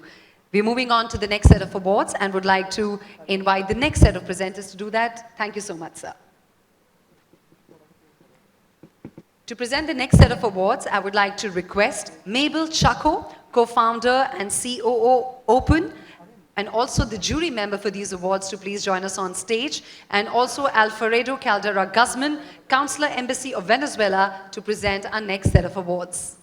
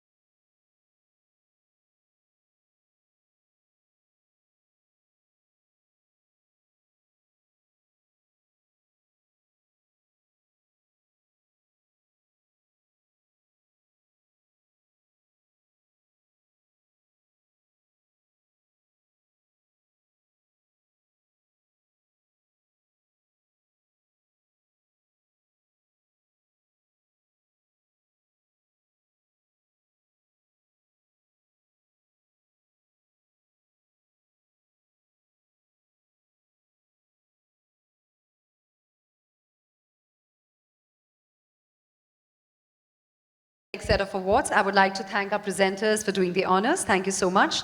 I request you to kindly take your seats. To present the next set of awards, I would like to invite Nitesh Mishra, Joint Deputy Director General, FIEO, and Anil Bhardwaj, Secretary General, FISME, to present the awards, please.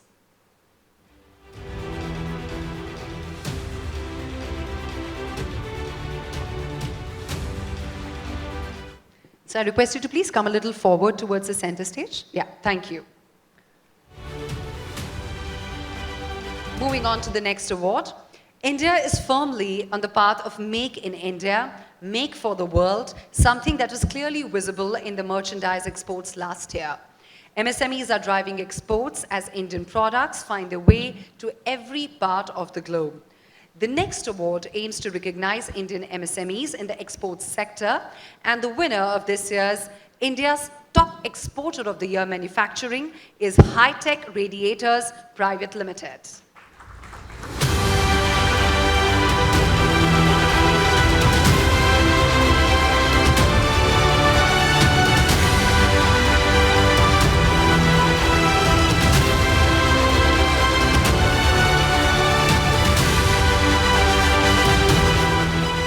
High-Tech Radiators is a Mumbai-based company engaged in manufacturing of galvanized, painted radiators and corrugated tanks for international market.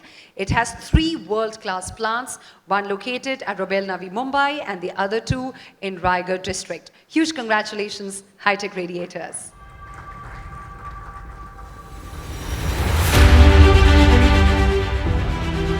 And now we move on to India's Top Exporter of the Year Services category. It is not just merchandise exports that have been making waves across the globe. Services have also an inherent strength for us. This award looks to recognize one such company, and the winner of India's Top Exporter of the Year Services is Pickstone Images.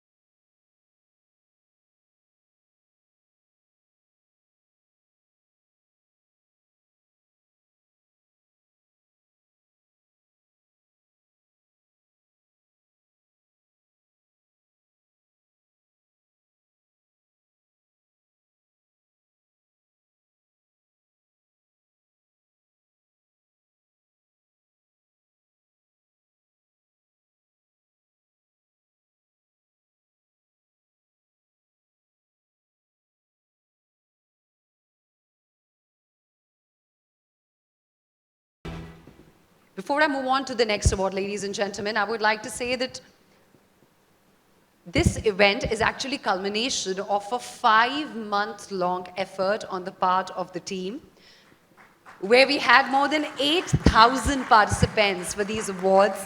You can imagine the kind of work the jury did, how much time and how much effort went in to come with names according to the criterias for these award categories. So each one of you in this room is a winner today, and a huge round of applause for the team that's worked so hard to put this all together in the last 5 months. And now the next award. Innovation is at the heart of entrepreneurship and is often the driving force for new opportunities and possibilities. Innovation adds a layer of excitement and can help a business surge ahead of the competition. The last of our awards in the innovation segment is India's top innovative MSME medium. And this one goes out to New Age Firefighting Company Limited.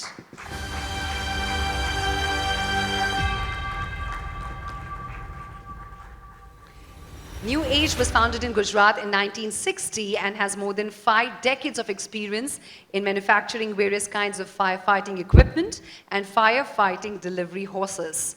New Age group of companies has factories spread over 50,000 square meters and employs about 500 people. They are pioneers in manufacturing and designing the firefighting equipment like fire hose, fire hydrant, water for monitor, branch pipes, nozzles, flare pumps, foam equipment, skid-mounted equipment, and fire vehicles. A clear winner in the India's top innovative MSME medium, New Age Firefighting Co. Limited.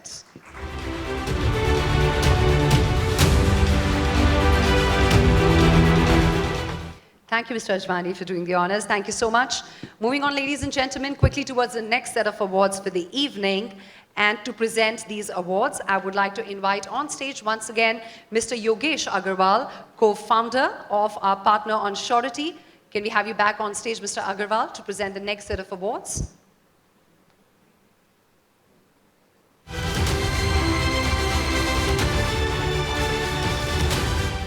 I would also like to request our jury member Mabel Chacko to once again join me on stage. Along with Ms. Chacko, I would also like to request Ms. Nidhi Bhasin, CEO of NASCOM Foundation, to please join me on stage to present the set of awards, please. Thank you, Ms. Bhasin. Thank you for joining us this evening.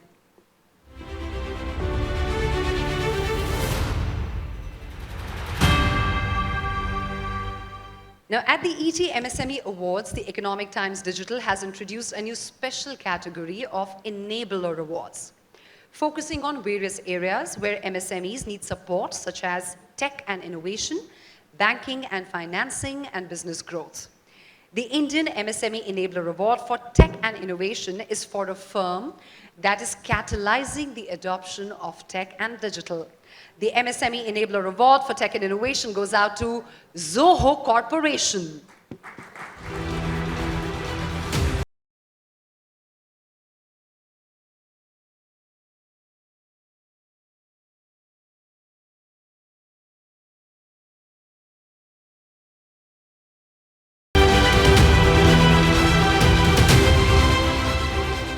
Founded by Sridhar Vembu and Tony Thomas, Zoho Corporation is an Indian multinational technology company that makes computer software and web-based business tools. Its focus has been SMBs, and its office tools include more than 50 business applications like Office Suite, emails, workplace, project management, accounting, etc. It has offices in 9 countries, services nearly 80 million users across the globe with support of 12,000 employees. Let's hear it up for Zoho Corporation.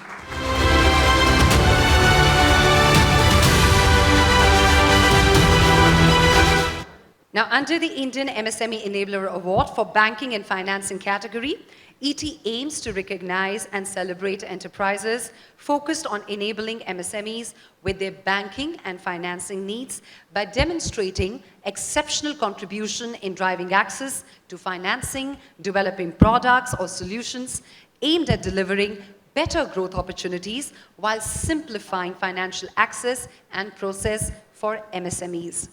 The winner, ladies and gentlemen, in this category is Spice Money.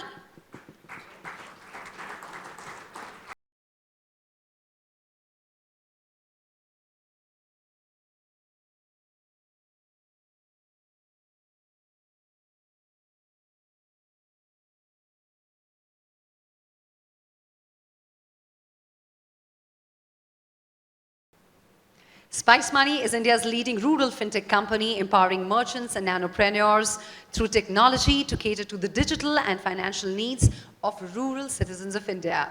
Its network, comprising more than 10 lakh adhikaris, covers more than 18,000 pin codes, 700 districts, 500 blocks, serving over 10 crore households. In fact, the network now covers 95% of rural India's pin codes. Let's hear it up for Spice Money.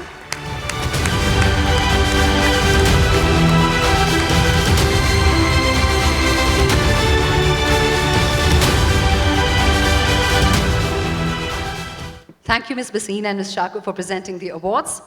And now, ladies and gentlemen, this brings us to the awaited keynote address from our guest of honor. This guest of honor has been instrumental in the Ministry of MSME's efforts to support small businesses in the country. He joined the Indian Administrative Service in 1988 in the Gujarat cadre, and in his 33 years of service, he has served in the state of Gujarat and central government in New Delhi. He has a master's degree in political science from JNU and a master's in public policy and management from the Institute of Social Studies, The Hague, Netherlands. Currently, he is in charge of the Ministry of Micro, Small and Medium Enterprises as its secretary. Ladies and gentlemen, with a huge round of applause, please welcome our guest of honor, Secretary, Ministry of Micro, Small and Medium Enterprises, Government of India, BB Swain.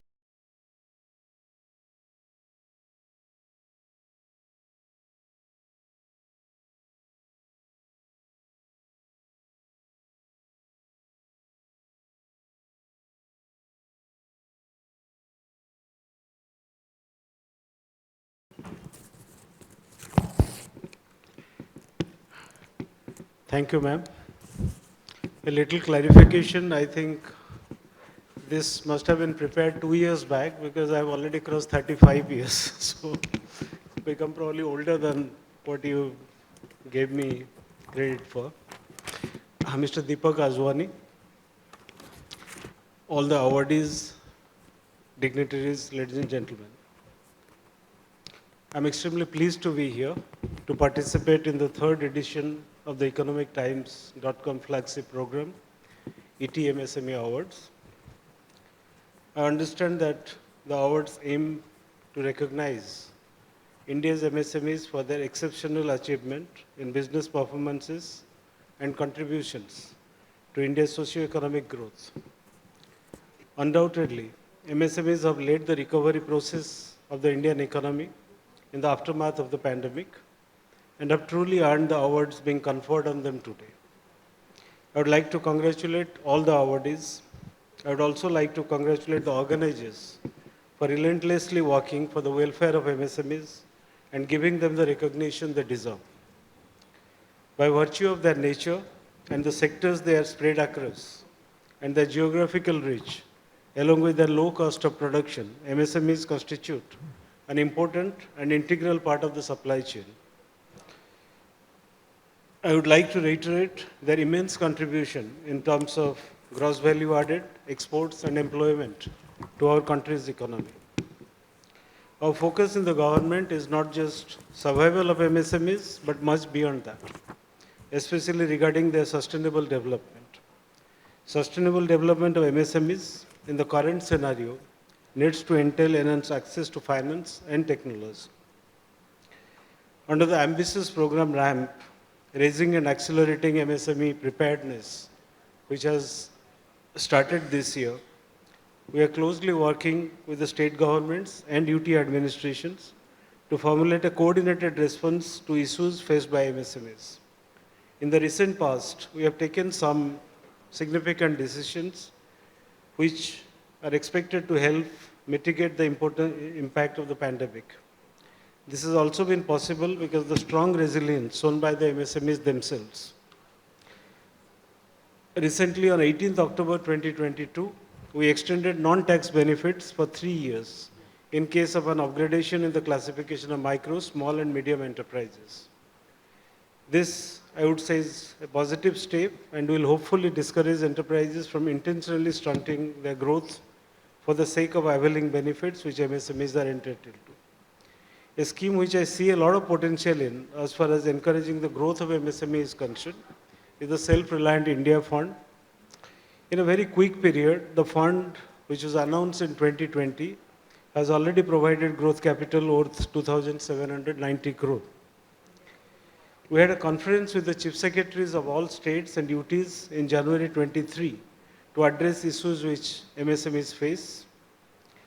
And we believe that a positive and coordinated approach will surely result in a better working environment for our entrepreneurs. A few more initiatives that I'm eagerly looking forward to are the revamping of credit guarantee scheme for micro and small enterprises, for which the budget has announced an infusion of 9,000 crore and which will lead to adding a 2 lakh crore base to the already existing base of 1,40,000 crore. And the most important thing to me is that it will also lead to reduction of the guarantee fees to a very substantial extent. I'm also looking forward to the full-fledged integration of Udyam, eShram, National Career Service and ASIM portals, all of which have been very useful by MSMEs. Formalization of tiny enterprises so that they gain an identity and can avail benefit of our scheme, for which we have started a project in January itself. Setting up more technology centers all over the country, geospatial management information systems, addressing quality issues, and addressing the payment issues of MSMEs. This year's budget made some very significant announcements which will strengthen our entrepreneurs. Some of these announcements include the launch of a new scheme called PM Vikas, aiming towards artisans and craftspeople, amending the Income Tax Act to address the issue of delayed payments, and returning 95% of the forfeited amount relating to bid or performance security by government and government undertakings to those MSMEs which are unable to execute their contracts due to the COVID pandemic. I look forward to the cooperation from all stakeholders to work towards providing an enabling environment for the MSME sector, and congratulations to all the award winners again. My congratulations to the organizers. Everywhere I'm invited, I always say that I've loved working in this particular sector primarily because I meet brave people. I meet very courageous people every day. Anywhere I go in the country, the people I am privileged to meet are those people who are genuinely brave, courageous. They fought a real battle during the pandemic, and I think they have come back, and through them our economy has come back. Ladies and gentlemen, thank you for your attention. Thank you, Mr. BB Swain, once again for being here and for that address. May I request you once again to please join us on stage, as this is the final set of awards, and we would love it if you could hand it out from your side. That's Mr. BB Swain, Secretary, Ministry of Micro, Small and Medium Enterprises, Government of India, joining us to present the final set of awards for the evening, ladies and gentlemen. And along with him, I would like to invite on stage Mr. Pankaj Gupta, Chief Business Officer, Godrej Capital, and also Mr. Yogesh Agarwal, Co-founder on Surety, to present the final set of awards.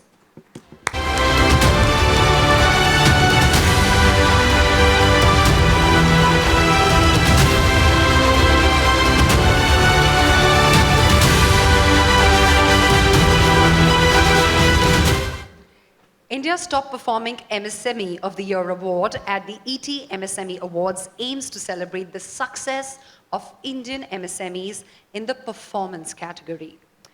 This award category has been introduced to recognize MSMEs from across India that have expanded their performance in the Indian market in the past 1 year in terms of revenue, profit, and returns. Let's hear it up for the winner of India's top-performing MSME of the Year Micro, going out to Prismatic Software Private Limited.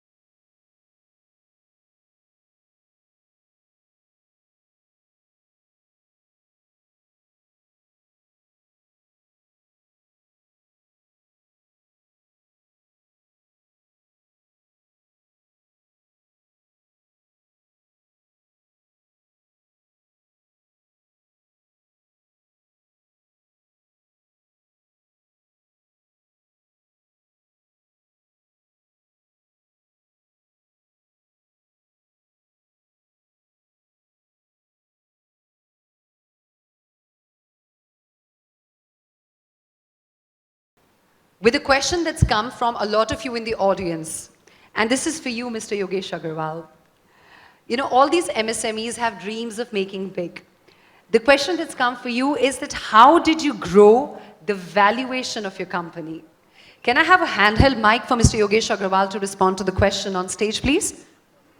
So it's a very tricky question, and given the current current environment of all the startups and their valuation question, I think, of course, the valuation could be a secondary one, but see, ultimately, a startup or any SME or any business success measure should not be only the valuation. Valuation can go up, can stay for a while over there, and can again go down, because it's just a number that until and unless the company don't go public, that particular number could just not be a means. It's just a mechanism to raise capital, and it's quite volatile. For us, what we have been able to, at least being able to convince all our investors who are there in the market, is all about India growth story. The market, that is the target accessible market, or what we say as TAM. TAM of India is huge, and the kind of the space where we are operating at, which is health insurance and healthcare for MSMEs and overall India missing middle who does not have access to the healthcare. That TAM had actually helped us to create our onshority story in front of the global investors. And that's how we have been able to raise funds or capital. But of course, from the valuation perspective, it's always like how much capital the business would require, and the investors uses some rule of thumb to come up with the valuation. So at a very early stage where we have been able to, those numbers may not be reliable. Of course, the true litmus test will happen for any startup or a company when they go public. Thank you so much for responding to that, and you're truly an inspiring story for all the MSMEs watching you. Thank you so much. I'll just help you with the mic, sir. That's okay. I'll just put it on. Thank you so much, Mr. Agarwal, Mr. Pankaj Gupta, and thank you once again, Mr. BB Swain, for doing the honors. Thank you so much.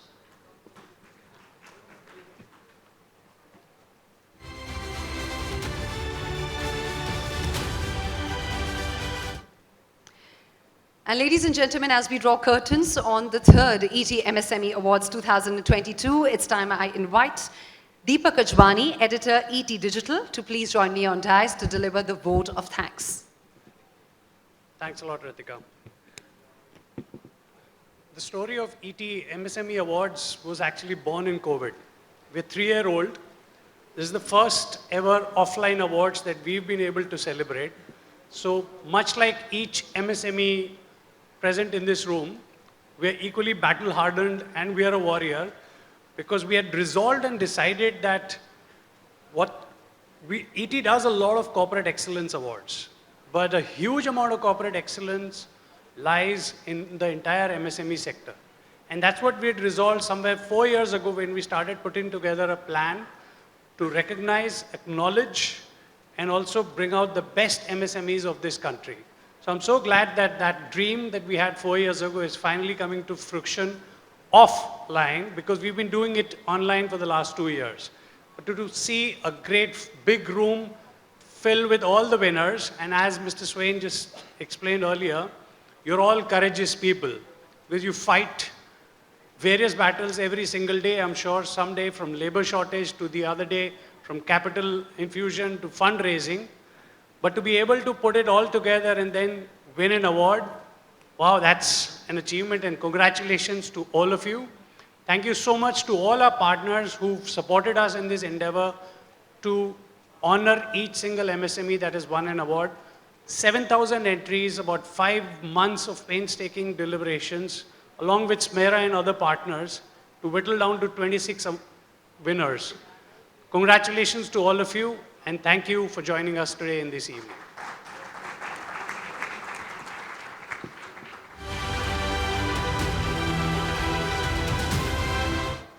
So ladies and gentlemen, it's been really a pleasure hosting the celebration of the entrepreneurial excellence of all the MSMEs in the room. We really hope you had a good time too. We promise to come back with a much bigger, grander version of this next year. Till then, all the very best for all your future endeavors. Celebrations have just started, so please don't forget us to join for dinner and drinks. Thank you so much for joining this evening.